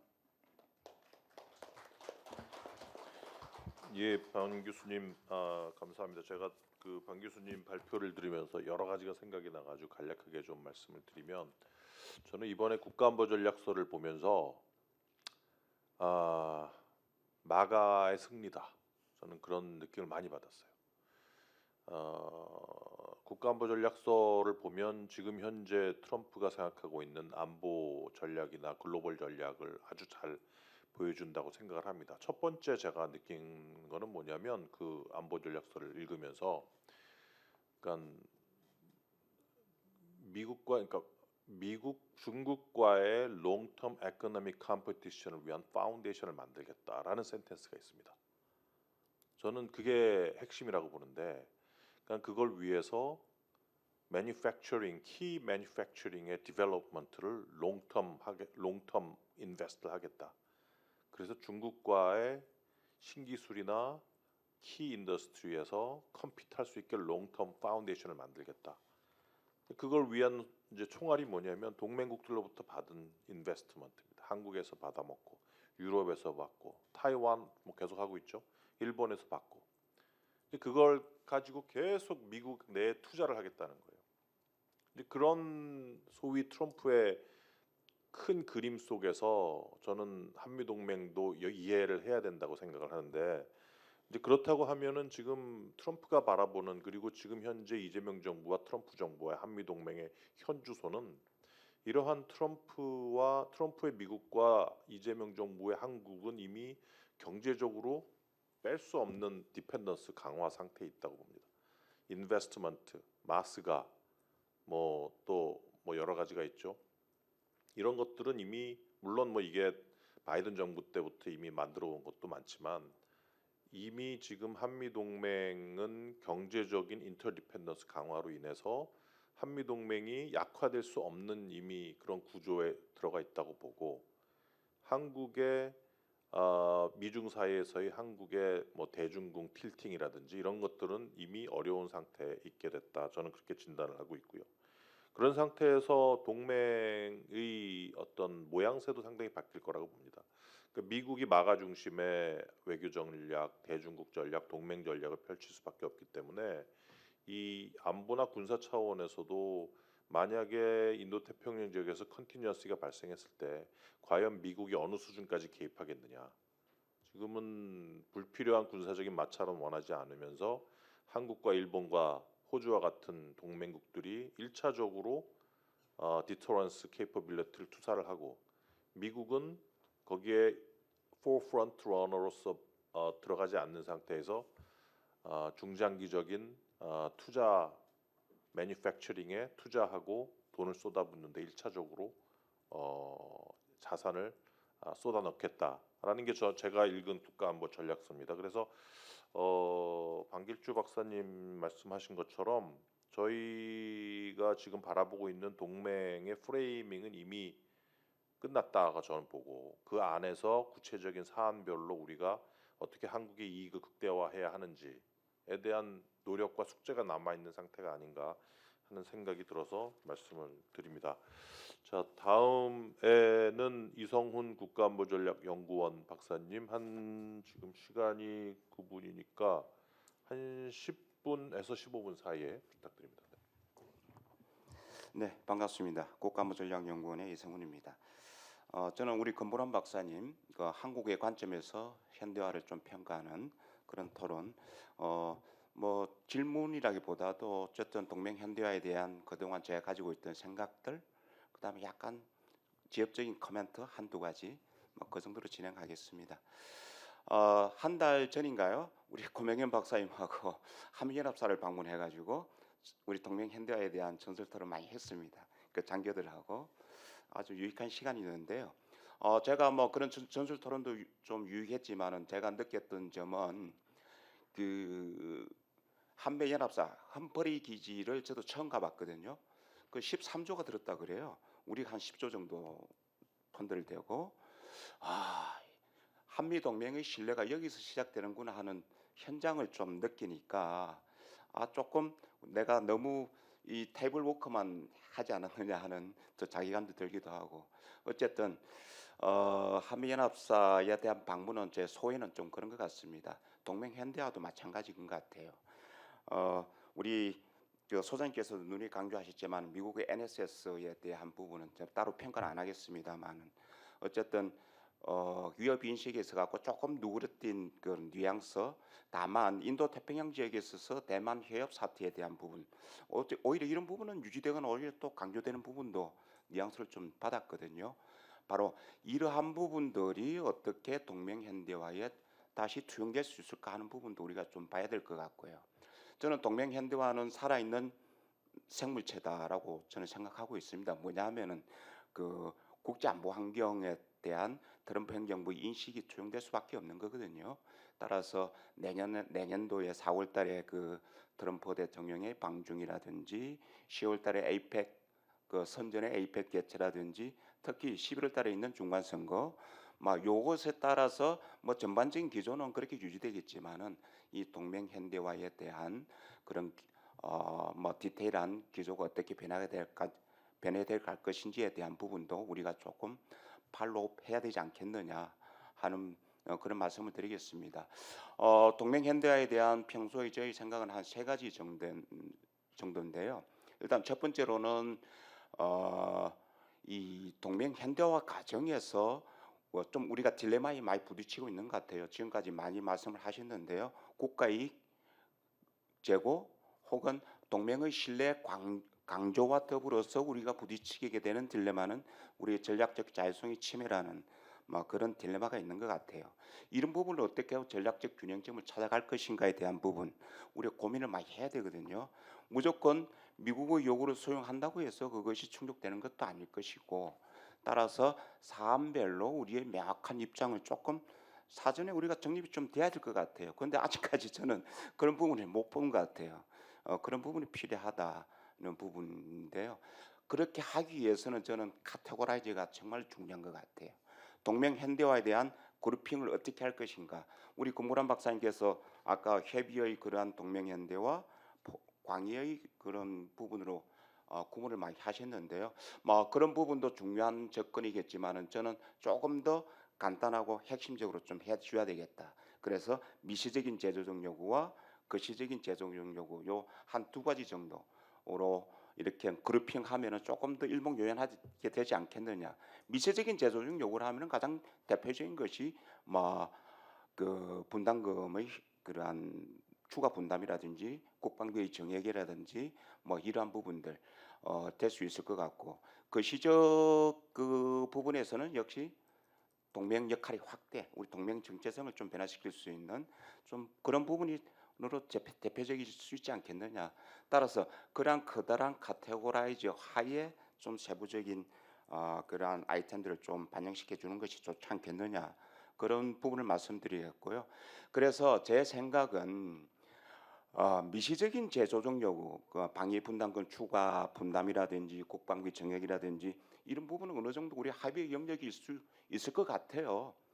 그런 부분에 우리 기회 요인도 있을 것 같고, 국방비 정액하면 우리 전작권 전환에 대한 또 펀딩은 또 될 수도 있는 부분이니까 그래서 미시적인 그러한 재조정 요구에 대해서는 조금 우리가 합의의 영역으로서 좀 관리를 해가되, 문제는 그거겠죠. 거시적인 재조정 요구겠죠. 특히 전략적 유연성으로 대표되는 동맹 정체성의 변화, 동맹 역할의 확대에 대한 부분을 우리 어떻게 관리해 나갈 것인가에 대한 부분인데요.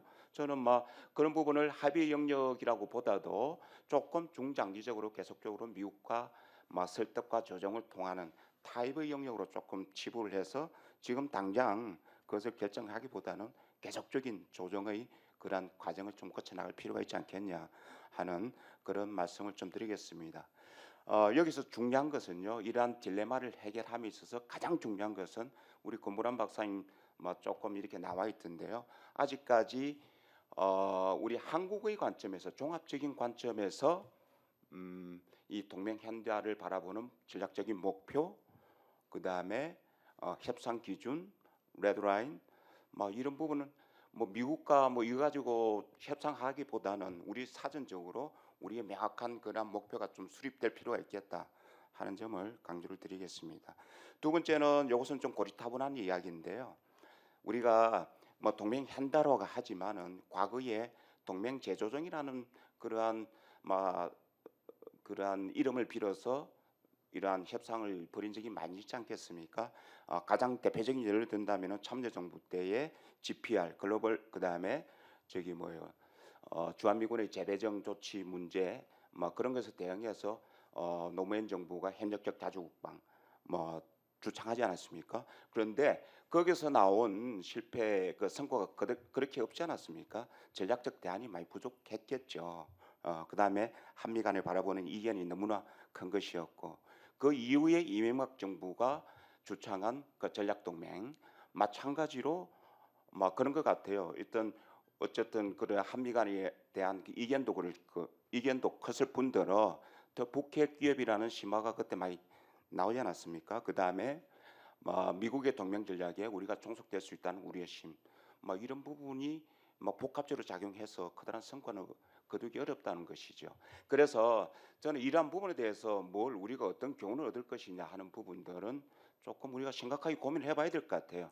그래서 제가 봤을 때는 가장 큰 교훈은 그런 것 같아요. 우리 권보람 박사님 아까 한국의 이익, 미국의 이익, 동맹의 이익이라고 잘 구성을 해놓으셨던데요.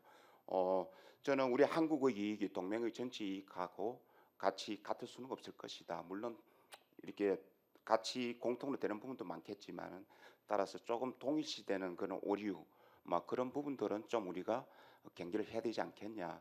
그 과정에서 미시적 그런 제재적 요구에 대한 합의와 거시적 제재적 요구에 대한 타협, 막 이런 부분들을 조금 우리가 중장기적으로 관리해 나가야 되겠다. 세 번째는 우리 북한 문제인데요. 뭐 저는 이거는 생략하겠습니다. 한 가지 한 줄로 말씀드린다면은 동맹 제조 그 동맹 현대화가 이 대북 관계 또 평화 체제 이익과 충돌이 돼서는 안 되겠다 하는 부분들, 막 그런 부분 말씀을 드리겠습니다. 코멘트 간단하게 해드리면요. 한 가지 질문인데 이것 좀 민감할 수도 있어요. 그런데 제가 봤을 때는 동맹 그 현대화에 대한 가장 큰 핵심은 우리가 어떤 말을 해도 그건 같아요. 동맹 역할의 확대, 전략적 유연성으로 대표되는 그건 같은데요. 우리 대통령께서도 지금 뭐 거기에 대해서는 수용할 수 없다는 뉘앙스를 많이 말씀하셨잖아요. 다만 우리가 언제까지나 우리가 그래 이렇게 할 수 있을 것인가? 만약에 불가피하게 미국의 요구를 한다면은 거기에 대한 우리의 방향성, 특히 한국군의 대만 휴업 사태 시에 한국군의 역할, 막 이런 부분도 아주 민감한 상황 아니겠습니까, 그죠?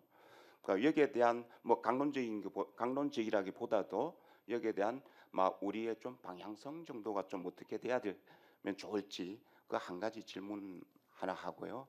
두 번째는 아까 그 이슈 그 강대국과 중견국 약소국가의 그런 협상에서 이슈 연계는 대단히 우리한테 불리하다고 이제 말씀을 많이 하셨는데 물론 그것은 맞는 말씀인데요. 저는 그것이 어떤 우리의 조건만 맞다 그러면은 오히려 그것이 우리의 협상력을 높여줄 수 있는 디바이스로 사용할 수도 있겠다. 그 아까 뭐 말씀하신 것처럼 그런 마스가라든지 미국이 가지지 못한 능력들, 미국이 필요로 하는 우리의 그 뭐라 그럴까요? 능력들 그것만 있다면은 우리가 주도적으로 이슈 연계해서 우리가 좀 동맹 현대화에서도 우리가 받을 거는 받고 줄 거는 주고 하는 능동적인 스탠스도 가능하지 않겠냐.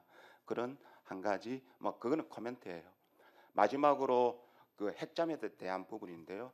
마침 그저께 저희 연구원하고 국회에서 핵잠 정책 추진 방향에 대해서 이렇게 큰 토론을 했습니다.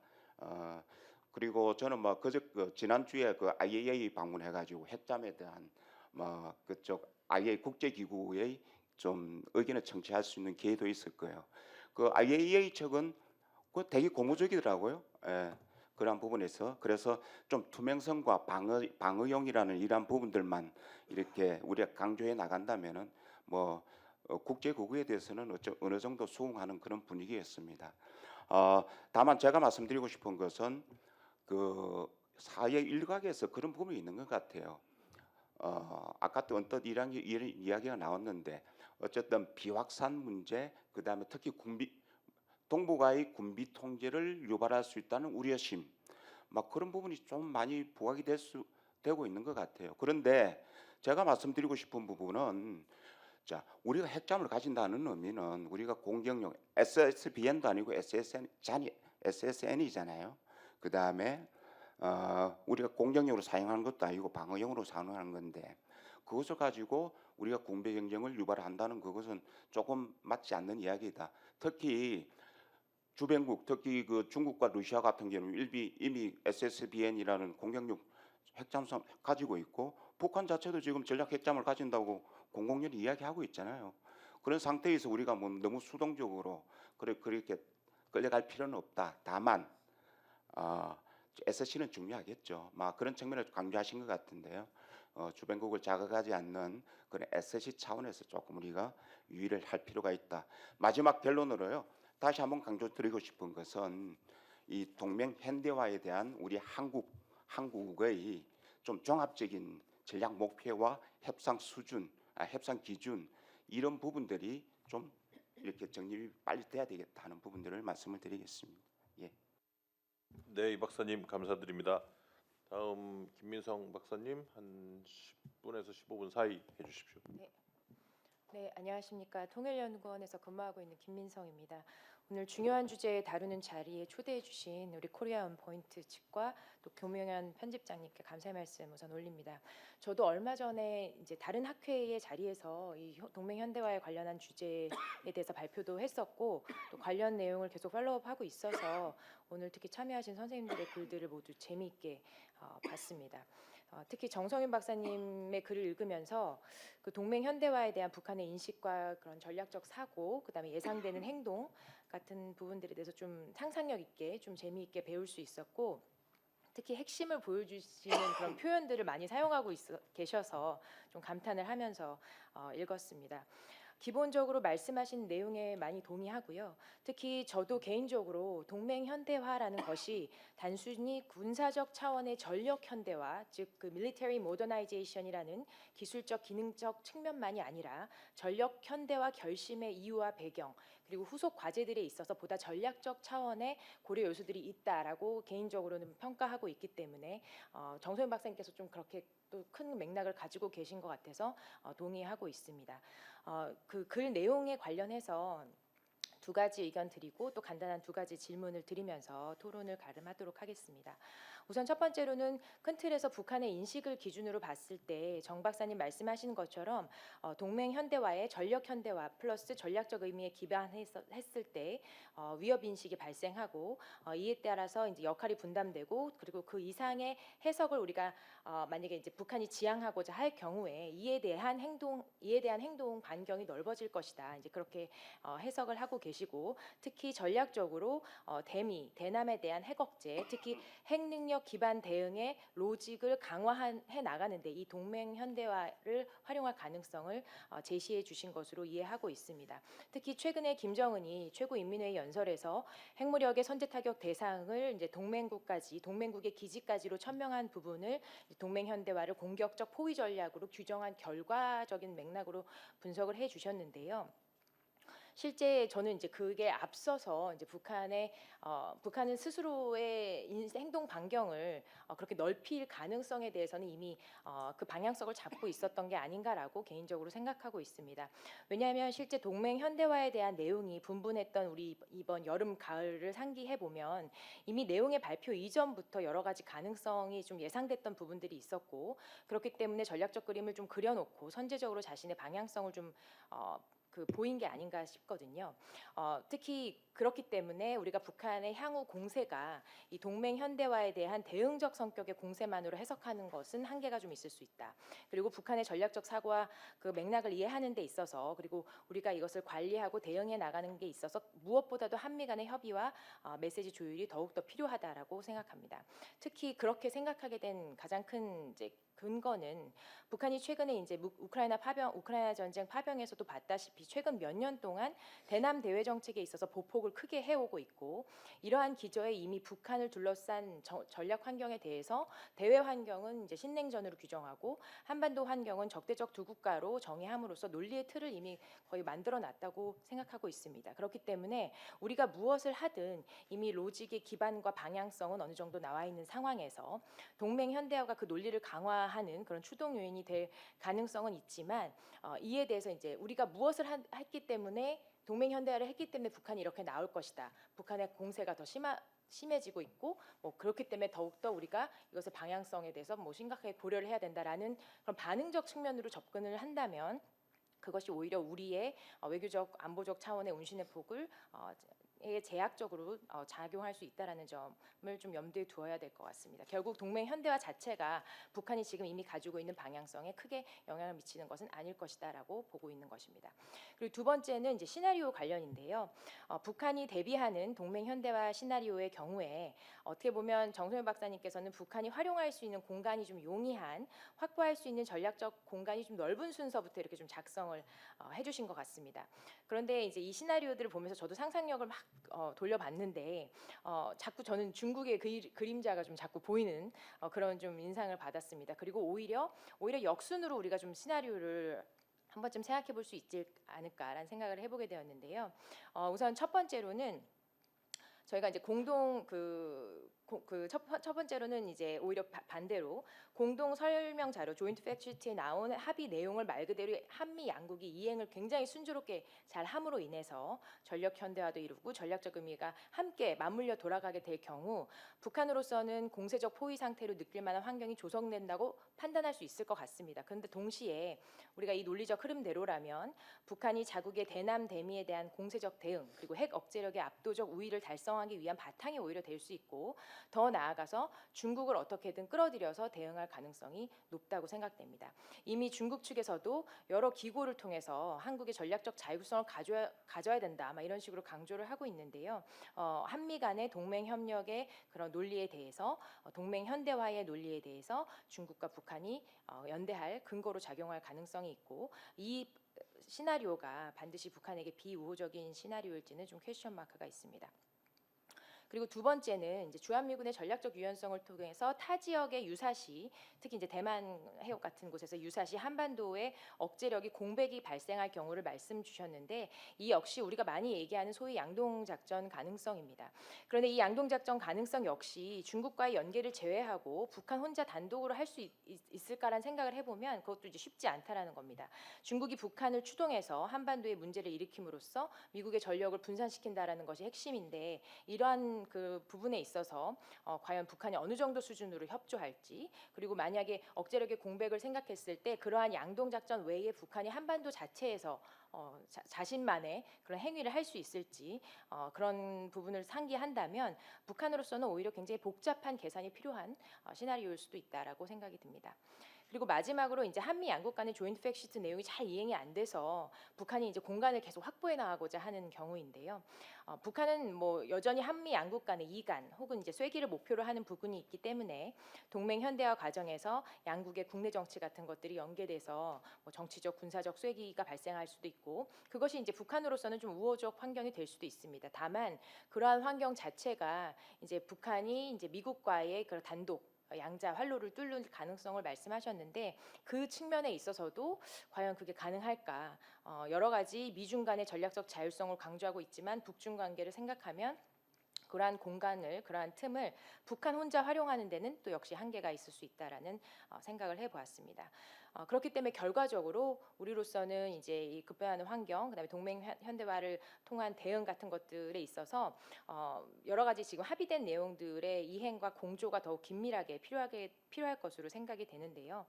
말씀드렸다시피 북한이 논리를 강요하겠다는 것은 이미 북한이 방향성을 잡고 있는 거기 때문에 큰 틀에서는 활용될 것이지만 오히려 우리가 주시해야 할 것은 이러한 과정 전반에서 중국과 기회주의적 협조가 일어날 가능성입니다. 이런 두 가지 큰 맥락에서 의견을 좀 드렸고요. 두 가지 간단한 질문을 드리도록 하겠습니다.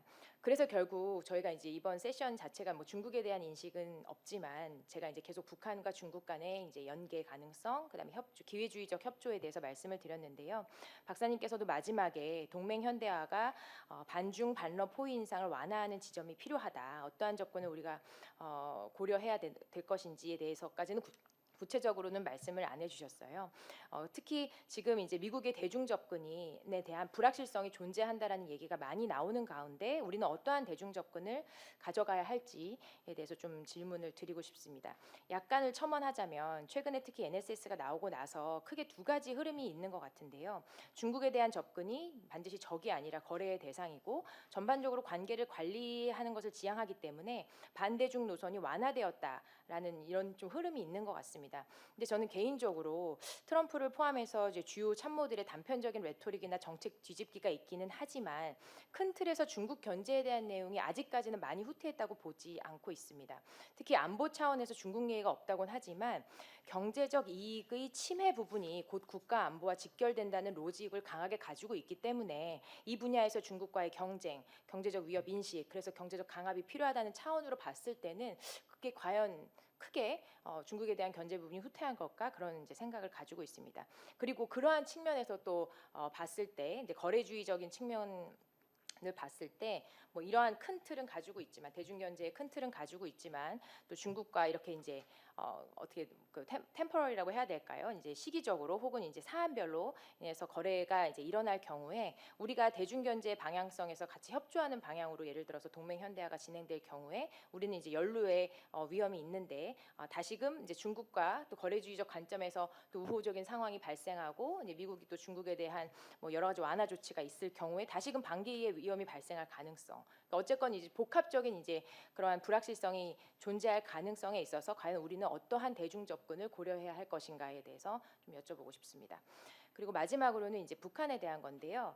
한미 양국이 그 공동 설명 자료뿐 아니라 같은 날 발표된 SCM 공동 성명에서도 북미 간 합의한 싱가포르 공동 성명을 지지하고 이에 이행을 위해 협력한다라는 부분이 있습니다. 트럼프 행정부 2기 출범과 함께 북미 협상이 재개될 경우에 그 스타팅 포인트가 어디가 될 것이냐에 대해서 이제 의견이 많이 있었는데 결과적으로 미국은 싱가포르 합의부터 시작한다라는 입장을 이제 밝힌 건데요. 과연 북한은 이것에 대해서 어떻게 받아들이고 있을지에 대해서 그 박사님의 고견을 좀 여쭙고 싶습니다. 이상입니다. 네, 감사합니다. 마지막으로 백선우 국가안보전략연구원 박사님 부탁드립니다. 네, 안녕하세요. 국가안보전략연구원 백선우입니다. 먼저 오늘 같이 귀중한 자리에 토론의 기회를 주신 한국국제정치학회와 KOP에 감사의 말씀을 드립니다. 저는 이제 방길주 교수님 글을 읽고 토론을 맡게 되었는데요. 제가 뭐 방길주 교수님 글에 대한 토론을 종종 했었는데 항상 할 때마다 참 많이 배우는 것 같습니다. 오늘도 이제 동맹 현대화에 대해서 좀 제가 전반적으로 많이 배울 수 있었던 좋은 기회이지 않았나 싶습니다.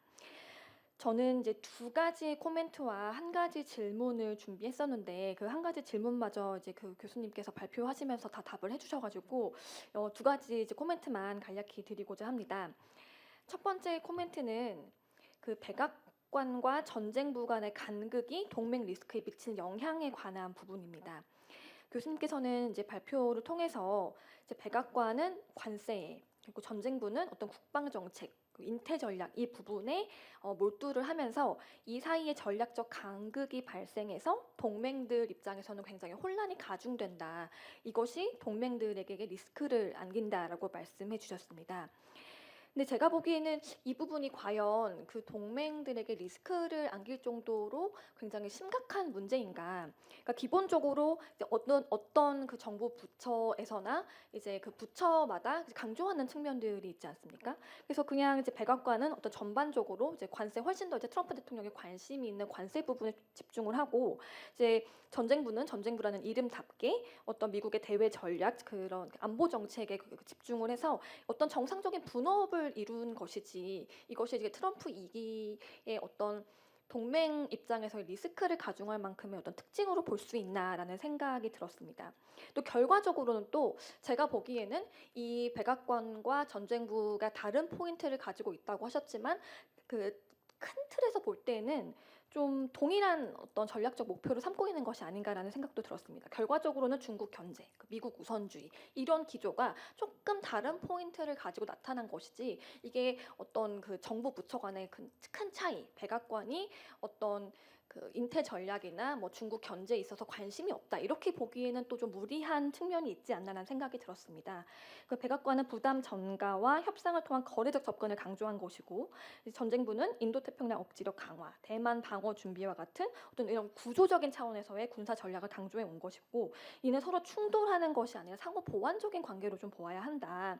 실제로 어떤 중국 견제, 공급망 재편, 동맹국의 자주적 역할 강화라는 측면에서는 이제 그 백악관이든 전쟁부든 미국의 어떤 기관이든 좀 동일한 어떤 기조로 이야기를 해오지 않았나라는 생각이 들어서 이 양 기관의 어떤 메시지 차이가 전략의 부재나 혼선의 증거라고 보기에는 좀 무리한 측면이 있지 않을까 생각이 들어서 이 부분에 대한 교수님의 의견을 듣고 싶습니다.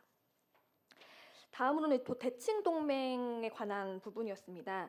그 교수님의 발표의 핵심을 이제 이야기하자면은 결국에는 AM은 CMR이다라는 이제 공식인 것 같습니다. 제가 이제 이런 그 수포자로서 공식 공부를 한 지가 꽤 되었는데 지금 근해 공식도 가물가물한데 제가 이 AM, CMR을 오늘 확실하게 하나 배워가는 것 같습니다. 그래서 동맹 현대화는 결국 비용, 임무, 역할의 확대라는 측면에서 가능하고 그를 통해서 우리가 좀 대칭 동맹의 관계로 이 한미 관계를 가지고 가야 한다라는 게 오늘 교수님 발표의 핵심이지 않을까라고 이해를 했습니다. 근데 제가 보기에는 이 한국이 이제 비용, 임무, 역할의 차원에서 기여를 확대한다고 해서 이게 대칭 동맹으로 나아간다고 볼 수 있는가라는 의문이 들었습니다.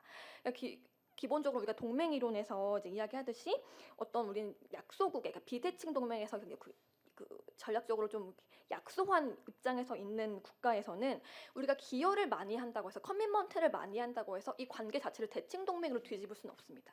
그냥 이 비대칭 동맹의 어떤 종속적 관계라고 할까요? 아니면 이런 그 전략적 여리와 우리의 관계가 조금 더 강화, 이 비대칭 동맹의 결속을 강화하는 측면으로 가는 것이지 우리가 기여를 많이 한다고 해서 어떤 이 동맹 전체의 기본적인 틀을 뒤집을 수는 없지 않나라는 생각이 들었습니다. 그러니까 우리가 뭐 지금 포기와 연료에 관한 이제 이야기도 지금 토론과 발표에서 종종 등장을 했는데 우리가 이제 많이 기여를 하는 것이 결국에는 이 비대칭 동맹의 관계에서 미국의 이탈을 막기 위한 측면이 강한 것이지 권력 구조 자체를 변화시키는 데는 무리가 있고 우리가 기존 비대칭 구조를 유지하면서 이제 그 비용을 지불하는 것을 좀 더 열심히 하는 것이 아닌가. 그러니까 물론 이제 교수님이 말씀하시는 그 메시지는 이해가 됩니다. 그러니까 우리도 단순히 미국에 그냥 일방적으로 의존하는 것이 아니라 미국의 입장에서도 한국으로부터 얻어갈 것이 있다. 한국과의 관계를 유지하는 것이 우리의 국익에 도움이 된다라는 인식을 심어주면 우리가 훨씬 더 이 한미 관계를 좀 안정적으로 가지고 갈 수 있다라는 측면에서 이런 말씀을 하신 것 같았는데 그 부분에 대해서는 동의를 합니다. 근데 우리가 뭐 일본, 호주, 뭐 나토 뭐 이런 사례들 다 이제 비교를 해본다고 하더라도 이것이 결국에는 이제 미국을 포기 어벤던먼트 리스크를 우리 이 각각 동맹 미국이 이제 약소 동맹들과 지고 있는 어떤 그 어벤던먼트 리스크를 줄이는 차원에서 가능한 것이지 이 동맹 관계를 대칭적으로 바꾸는 데는 무리가 있지 않나라는 생각이 들면서 이 부분에 대해서는 어떻게 생각하시는지도 좀 추가적으로 말씀 듣고 싶습니다. 네, 이상입니다. 예, 감사합니다. 지금 한 20분 정도 남았는데 혹시 플로어에서 질문하실 분 있으시면 받도록 하겠습니다. 먼저 고명현 박사님 부탁드립니다. 네, 패널 말씀 너무 잘 들었고요. 그리고 아무래도 저희가 참고로 제가 지금 제 이름을 많이 언급하셨는데 코리안 포인트 편집을 맡고 있는 국가안보전략연구원 고명혜라고 합니다. 저희가 이번에 패널 주제를 선정하면서 아무래도 올해 제일 화두가 된 동맹 현대화를 해가지고 어디서 최고의 전문가를 볼 수 있을까 생각을 했는데 진짜 코리안 포인트에 다들 이렇게 기고하신 분들 중에 다 있으셔가지고 이제 가능하게 된 것 같습니다. 그리고 정말 한 자리에서 아주 중요한 주제에 대해서 너무 고견을 줄 수 있어서 감사했고요. 그래서 배운 게 굉장히 많았습니다. 일단 제가 이제 드리고 싶은 질문이 있습니다. 질문이 뭐냐면은 이번에 뭐 나오기도 했는데 일단 동맹 현대화 관련해 가지고 우리가 어떻게 정의를 내리냐. 그래서 아마 이제 트럼프 대통령이 취임한 다음에 동맹 현대화가 언급이 됐을 때 우리는 최악의 시나리오를 상정했던 것 같습니다. 이제 동맹 현대화라고 하면은 이제 동맹한테서 뭐 이제 일방적으로 부담을 떠넘기거나 아니면은 이제 방어 조약을 지렛대로 해서 경제적 양보를 최대한 얻어내는 거, 어떻게 보면 착취적인 그런 정의가 아닌가 그런 우려를 했었는데 실제로 뭐 한미 정상회담도 있었고 여러 가지 뭐 팩트시트도 나오고 그런 내용들을 들여다보고 있으면 그런 최악의 시나리오가 아니라 도리어 어떻게 보면은 우리나라를 어떻게 전략적 자율성을 더 부여를 하면서 이제 미국은 두 가지 목적을 지금 달성하려는 것 같습니다. 하나는 당연히 방어에 대한 경제적 부담을 줄이고 그리고 두 번째는 동맹을 강함으로써 이제 뭐 미국도 좀 더 어떻게 보면 부담도 줄이지만 이 인태 지역에 있어가지고 전략을 좀 더 확실하게 구사할 수 있는 그런 두 가지 목적을 이제 달성할 수 있다고 생각하는 것 같은데요. 그런데 여기서 이제 궁금한 점은 이건 아까 권보람 박사님 발표도 나왔고 그리고 방 교수님 발표도 나왔는데 무엇이냐면은 이제 미국이 한국에 전략적 자율성을 부여를 하면서 그리고 실질적으로 그런 행동을 보이고 있는데요. 근데 그렇다면은 우리가 아까 이제 전략적 자율성을 부여받은 우리나라랑 어떻게 보면은 텐션이 생길 것 같습니다. 그 텐션은 뭐냐면 미국은 동맹이라는 체제 안에서 우리를 묶어두려고 그러는데 그 안에서 다시 자율성을 부여한다고 그러면은 동맹 체제 우리나라가 어떻게 미국과 보조를 항상 맞출 수 있을까? 그런 괴리가 좀 생길 것 같다. 어차피 상호 모순적인 그런 부분이 있을 것 같은데요. 그렇다면 이제 미국 측, 그러니까 모든 패널 발표자분들께 토론자 포함해서 질문하고 싶은 게 이건데, 그럼 패널 분들이 보셨을 때 그 미국이 지금 생각하고 있는 그러니까 한국을 어떤 식으로 이제 관계를 맺어서 동맹 체제 안에 묶어 놓을까? 어떤 그 기제를 생각하고 있나? 그런 걸 한번 좀 말씀해 주시면 좋을 것 같습니다. 그러니까 사실 저희가 이 패널을 구성하면서 이제 요즘에 구성하고 있는 마가 측의 전문가들과 이제 전략가들의 이제 기고문을 여러 개 받았는데요. 근데 대표적으로 그 지금 또 구성하고 있는 골드 연구소의 골드 회장한테서도 기고문을 받았고, 그리고 그 한 여름쯤에 이제 좀 논란이 됐던 주한미국 감축을 이렇게 주장했던 제니퍼 카바노라는 전문가한테도 기원을 받았는데, 이 두 관점을 보고 있으면은 마가 진영 내에서도 우리나라한테 전략적 자율성을 부여하는 것에 대해서 이견이 없는 것 같습니다. 근데 한편 관점은 어떻게 보면은 이제 아주 단순한 부분도 있죠. 동맹에 대한 부담을 줄이면서 비용을 절감하겠다. 순수히 그 목적으로 하는 게 있고, 다른 한쪽은 정말 뭐 골드 회장이 이런 식으로 이렇게 생각을 하는데, 한국한테 전략적 자율성을 부여해서 진짜 한국도 좋고 미국도 좋고 동맹도 좋다, 이런 관점도 이제 구성하고 있어가지고, 사실 그런데도 불구하고 이제 아직 채워지지 않은 부분이 한국과 이 동맹 관계에서 어떻게 하면 이 우리나라의 관계를 이렇게 통제를 하면서 이제 미국이 추구하는 전략적 목적을 한국을 통해서 달성할지, 그런 인스트루먼트가 무엇인지, 그거의 부분에 대해서 미국도 명확하게 나온 게 없는 것 같습니다. 따라서 우리나라 전문가분들한테 한번 여쭤보고자 합니다. 감사합니다. 예, 또 다른 분 혹시 질문 있으시면 해주시기 바랍니다.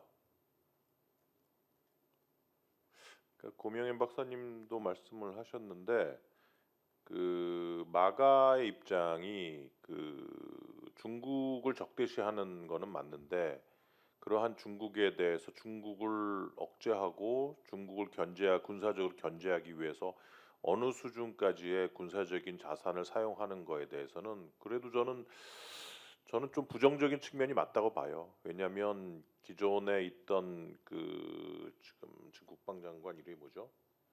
국 헥세스 말고 저 누구야? 국무장관 하는 루비오 장관이 트럼프 정부에 들어서기 전부터 계속했던 중국에 대한 어떤 적대적인 태도나 글로벌 헤제몬을 잡기 위해서 중국과 이념적인 어떤 경쟁을 펴야 된다라는 입장, 그리고 중국을 군사적으로 압박하기 위해서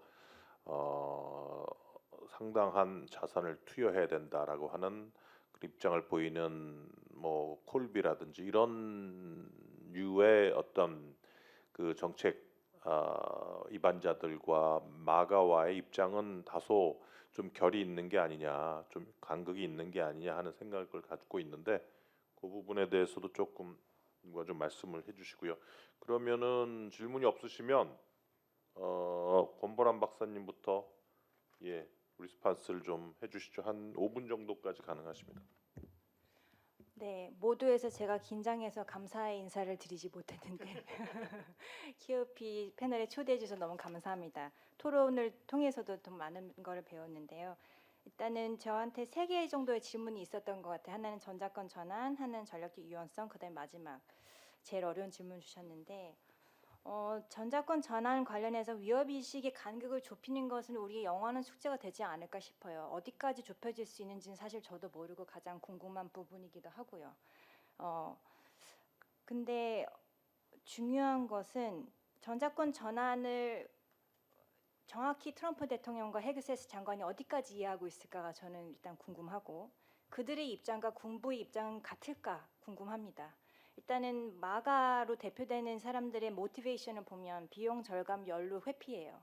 하지만 군부는 리스크를 감수하더라도 임무를 수행하겠다 할 수도 있는 거거든요. 그래서 그런 게 여전히 있다. 그래서 이 이슈에 대해서는 그게 그 이견이 좀 표출이 될 수 있기 때문에 굉장히 잘 관리를 해야 된다는 생각이 들고요. 두 번째, 전략적 자율성 관련해가지고 SCM 공동 합의문을 보면 약간 긍정적인 여지는 남겨둔 것 같아요. 그래서 그거는 앞으로 계속 논의를 해야 될 문제인 것 같고, 근데 우리가 이번에 NSS를 통해서 미국한테서 배울 게 있는 것 같아요. 전략과 전술을 분리한다. 전술적으로는 좀 중국에게 좀 나이스하게 하는 것처럼 보일지라도 전략적으로는 그렇지 않은 것 같거든요. 그러니까 그런 좀 노련한 외교가 필요하지 않나라는 생각이 들었고, 마지막 제일 어려운 질문은 사실 동맹을 어떻게 통제할 수 있을까? 아메리카 퍼스트 입장에서 여러 가지 고민들을 하고 있는 것 같은데, NSS에서 저한테 되게 도드라졌던 부분은 경제에 대한 강조였고, 심지어 경제적 기술적 우위 확보를 통한 확고한 억지 태세 구축, everything 경제라고 보였어요. 그래서 어쩌면 중국이라는 위협도 안보 위협보다 경제 위협으로 보는 것이 더 큰 것이 아닌가. 그래서 동맹국으로 대할 때도 관세, 이슈 연계, 그러니까 경제와 군사안보를 엮는 이슈 연계를 통해서 통제하려는 그런 모습들이 보이는데, 그럴수록 우리가 좀 해야 되는 것은 이상적인 얘기지만 국가 중심으로 보지 않아야 될 것 같아요. 관계망을 봐야 되는 것이지. 우리가 동맹 굉장히 중요하죠. 우리는 다른 유사 입장국들도 많고 이슈에 따라서 유사 입장국 그룹이 바뀐단 말이에요. 작은 그룹도 있고 큰 그룹도 있고, 약간 궤도를 정해서 그 오rbit 안에서 움직이는 거를 우리가 좀 훈련을 해야지 A 또는 B다 이거는 이 시대는 간 것 같아요. 그래서 그거는 우리가 만들기 나름이지 않을까 하는 생각을 해봅니다. 감사합니다. 예, 마지막에 중요한 말씀을 해주신 것 같아요. 저도 과거와는 그 외교 정책을 바라보는 어떤 단위를 좀 변화시켜야 된다고 보거든요. 뭐 지역, 한반도, 글로벌 이런 단위가 아니라 이제는 각 중요한 경제 안보의 어젠다, 예를 들면 국방이면 국방, 마스가면 마스가, 아니면 뭐 AI면 AI, 그러한 어젠다 세팅과 어젠다 네트워크 중심으로 모든 게 굴러가기 때문에 약간 저희가 바라봐야 하는, 그리고 거기에 따라서 우리가 추진하는 어떤 정책 그 부서의 단위 같은 것도 그런 쪽으로 아마 좀 리셔플링을 해야 되지 않을까 생각을 좀 해보고요. 다음 정성윤 박사님. 네, 그 질문에 대한 답을 드리도록 하겠습니다. 먼저 그 김현욱 소장님께서 질문을 하셨는데 12월 발간한 NSS를 보면 북한이 빠져 있는데, 그런 등등의 저간의 미국의 태도를 보면 북한이 지금 상황에서 공세적 현실주의를 계속 고수할 수 있을까라고 질문하셨습니다. 저는 아마 기존 입장에 변화가 없을 것 같다라고 답을 드릴 것 같습니다. 두 가지 이유 때문인데, 첫 번째는 이번처럼 북한 이슈가 빠지거나 비핵화 목표나 거기에 대한 언급들이 삭제되는 것을 북한의 입장에서 보면 북한은 일단 자신의 정치 외교적 승리라고 생각을 할 거고, 그리고 이 공세적인 우세에 따른 결과를 계속하려는 관성에 유지할 것 같습니다. 그래서 이 기회를 최적의 기회로 생각을 하겠죠. 즉 북한의 이 상황을 아마도 미국이 중국을 상대하느라고 한반도의 억제력의 공백을 드러낸 징후다라고 판단할 가능성이 있습니다. 따라서 북한은 이 기회를 놓치지 않고 자신의 핵능력을 가급적 방해받지 않고, 미국으로부터 방해받지 않는 상태에서 최대한 가속화하고 기정사실화, 락인할 수 있는 그런 기회로 생각할 것이기 때문에 능력을 증강한다는 공세적 현실주의의 전제와 내용은 변함이 없을 것이다. 두 번째는 북한이 NSS에서 나타나는 텍스트보다 실제 동맹 현대화가 주는 구조적인 위협을 좀 고려할 가능성도 있습니다. NSS 문서에서 이름이 빠졌다고 해서 현실에서 진행 중인 이 동맹 현대화의 물리적인 위협이 사라지는 것이 아니라는 것을 북한은 잘 알 겁니다.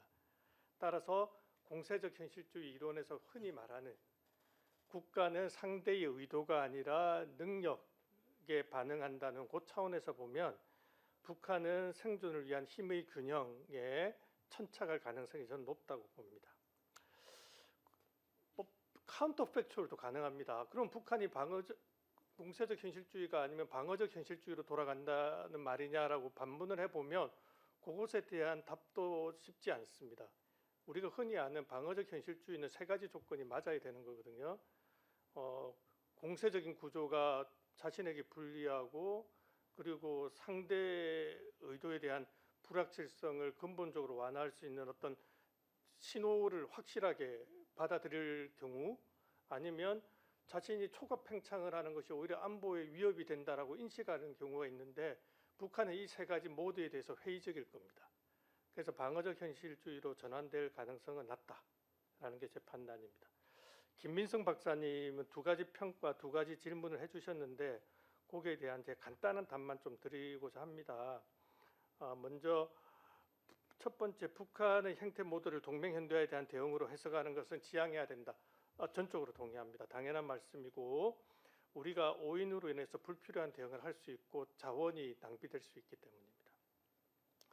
이 제가 드렸던 시나리오는 저희가 보는 입장에서의 가능성과 효과가 아니라 북한이 아마도 생각할 수 있는 옵션 정도라고 생각해 주시면 되겠습니다. 그와 관련해서 말씀을 드리면, 저는 발표할 때 두 번째 시나리오 옵션은 제가 생각해도 가능성이 좀 낮다고 먼저 말씀드린 바가 있습니다. 오히려 우리 김 박사님께서 설명을 더 잘해 주셨습니다. 질문 두 가지 주셨는데 간단하게 답하겠습니다. 우리 동맹 현대화가 반중국 반러시아 포위 전략이라는 인식을 완화하려는 노력이 필요하다라고 하셨는데, 저도 그렇게는 생각하는데 이게 겨울에 눈 온다는 소리랑 비슷해서, 그럼 구체적으로 어떻게 이걸 완화할 수 있을까? 이게 제로섬 게임의 성격이기 때문에 일부는 어쩔 수 없이 안고 가야 되는 측면이 있습니다. 그런데 한 가지 주목해야 될 점은, 러시아와 중국의 국영 매체라든가 고위 관계자들이 동맹 현대화를 꼭 집어서 우리에 대해서 불만을 표출한 적은 없습니다. 그러니까 우리에 대한 공공한 처지와 우리의 속내를 알고 있고, 괜히 이것을 부각해서 한국과의 관계를 불필요하게 자극하는 것을 원하지 않는다고 우리가 유추할 수는 있습니다. 그래서 지금 현상을 유지하면 된다라는 게 제 생각이고, 흔히 하는 북미 협상에 대해서 싱가포르 회담부터 시작한다고 우리 한미 간에 약속한 적이 있는데, 이에 대해서 북한이 어떻게 생각할까? 물론 반대하겠죠. 기분이 상당히 나쁠 겁니다. 싱가포르 회담은 4가지 내용으로 구성되어 있잖아요. 그 중에서 세 번째가 한반도의 완전한 비핵화 노력을 재확인한다는 거였어요. 어떻게 이 조항을 안고 북한이 미국과의 대화에 나서겠어요? 이거 안 하겠다는 조건으로 대화를 고려할 수 있다는 게 현재까지 북한의 입장이기 때문에, 싱가포르 회담을 전제로 해서 미북 관계를 재설정하는 것은 북한의 머릿속에 없을 겁니다. 이상입니다. 네, 마지막으로 방길주 교수님. 네. 예, 저는 먼저 그 앞서 사회자님께서 중요한 얘기를 해주셔서 그거에 대한 제 첨언 좀 드리고 그다음에 토론자 말씀해주신 거 답변 드리겠습니다. 한국과 미국이 사실은 링킹되는 상황에 대해서 이제 설명을 해주셨는데, 저도 좀 그렇게 좀 사실은 이 NSS 읽으면서 이제 느낀 게, 1도련선 내에서 역량을 이제 그 미군의 역량을 구축하기 위해서 국방비를 증액한 일본과 한국이 이제 결국은 거기에 기여하는 방향으로 가야 된다는 얘기를 했거든요. 거기에서 저는 단어 하나가 딱 떠오르더라고요. 그게 이제 offshore balance인데, 역외균형자 역할을 지금 한국에 주문하고 있구나. 저는 그게 딱 눈에 띄었습니다. 그 얘기는 뭐냐면, 그 일본은 자발적으로 역외균형자 역할을 수십 년 동안 해왔죠. 근데 한국은 구조적 압력에 의해서 지금 하게 되는 겁니다. 사실은 구조적 압력이라고 하면 한국이 선진 강국이 됐고 역량을 구비했기 때문에 그런 역할을 해야 된다는 압력이 사실은 그런 식으로 NSS에 반영된 것이다. 그 얘기는 기회와 도전 요소가 있다. 기회는 국제적 지위가 사실은 올라가는 것이고, 그러면 외교적으로 이익의 파이를 키울 수가 있는 것이죠. 그러면 현 정부에서 추진하고 있는 글로벌 책임국가 외교하고도 선순환되는 그 상관관계가 있거든요. 그렇지만 또 도전 요소는 결국은 그 offshore 밸런서로서의 역할에 부응하지 않으면 그게 결국은 동력이 떨어질 수밖에 없고, 그리고 또 이걸 부응하려고 하면 중국하고의 친선 외교 측면에서의 어려움이 생기고, 이게 사실은 딜레마라는 거죠. 그러니까 이거를 풀어내야 되는 숙제를 지금 안게 됐다라는 측면이 중요한 또 통찰로 가져가야 될 것이라고 생각이 들고요. 백선호 박사님께서 두 가지 되게 통찰력 높으신 코멘트를 해주셨는데, 첫 번째는 트럼프와 내각의 그 간극이 그렇게까지 유의미한 걸로 생각할 필요는 없을 것 같다. 맞는 말씀이시고요. 일반적인 정치하에서는 이제 그게 이제 맞는 공식이라고 생각이 됩니다. 그게 관료 정치라는 게 그거잖아요. 부처 간 밀고 당기기를 통해서 뭐 예산을 뭐 한 부처의 이익을 위해서 극대화시키는 과정에서의 부작용도 있지만 결국은 그런 조율 과정을 통해서 합일치되는 부분이 있기 때문에 그것은 국익 측면에서의 선수단되는 부분도 분명히 있다. 근데 이제 트럼프의 정치는 관료 정치가 아니라 사실은 백악관 정치고 단순하게 대통령이 아니라 왕으로서 행동을 하는 측면이 있기 때문에 그게 이제 제대로 작동되지 않는 게 있다라는 게 이제 이 문제를 삼은 측면이 있고요. 즉 제도화 자체가 트럼프한테는 그렇게 임팩트 있는 구속 장치가 되지 못한다. 그래서 이 간극을 좀 따져봐야 될 지점이 있다라는 것이고 그거는 결국은 설계된 동맹 현대화도 갑자기 트럼프가 생각이 바뀌면 달라진다. 그렇기 때문에 간극을 주목할 수밖에 없다. 그래서 제가 이걸 강조를 이제 드린 거고요. 두 번째는 대칭 동맹 측면에서 권력 구조가 사실은 영향을 미치지 않는 부분 어느 정도 맞는 말씀을 해주셨고요. 다만 한미 동맹의 진화 과정을 보면 한미 동맹은 정말 1953년에 처음에 시작을 해서 극단적인 비대칭 동맹이었다가 발전되는 과정을 보면 대칭화의 길을 걸었어요. 거기에 1960년대 베트남 전쟁 참전이 있었고 자이툰 부대 파병이 있었고 그리고 권력 구조도 바뀌는 게 있습니다. 유엔사에서 연합사로 작전권이 넘어가고 평시 작전권을 가져오고 그 다음에 전시 작전권을 지금 가져오는 조건에 기초한 전적권 전환이 추진되는 과정에서 우리나라가 그 역량이 되기 때문에 이 권력 구조의 지형의 변화가 생긴 거거든요. 그러니까 그 역할은 권력 구조의 변화에 영향을 주지 않는다는 그 말씀은 사실은 그 뒤에 있는 그 역할을 왜 많이 주문을 받게 됐냐 한국이 거기엔 능력의 신장이라는 게 있는 거거든요. 그렇게 따지면 한미 동맹이 대칭 동맹으로 가는 로드맵으로 지금 당장이 아니라 굉장히 70년이 넘는 동맹 과정에서 걸어왔고 지금의 한미 동맹 현대화는 한국이 미국에 대해서 구사할 수 있는 레버리지가 더 확실하게 포착이 됐고 그것을 협상이라는 담판을 통해서 더 가시화시킬 수 있었기 때문에 대칭 동맹 완성하는데 더 유리한 고지가 있었다. 그리고 그 부분을 잘 주목해서 잘 살려내야 된다. 그런 측면에서 말씀을 드렸습니다. 이상입니다. 예, 감사합니다. 2025년을 마무리하는 한국국제정치학회 제일 처음 열린 패널 주제가 한미 동맹 현대화였습니다. 오늘 많은 얘기들이 나왔는데 제가 받은 느낌은 그래도 초반에 한미 양 정부 간의 동맹에 대한 불확실성이 상당 부분 해소되고 있는 거 아니냐. 큰 그림이나 프레임은 많이 짜졌고 구체적으로 그 안에서 실무적인 우리가 원하는 것을 어떻게 얻어와야 되느냐의 단계에 놓여 있는 것 같습니다.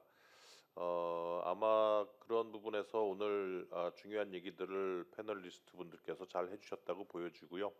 오늘 이렇게 방은 커서 많이 올까 했는데 그래도 시간이 지나면서 많이 와주셔가지고 들어주셔서 감사드립니다.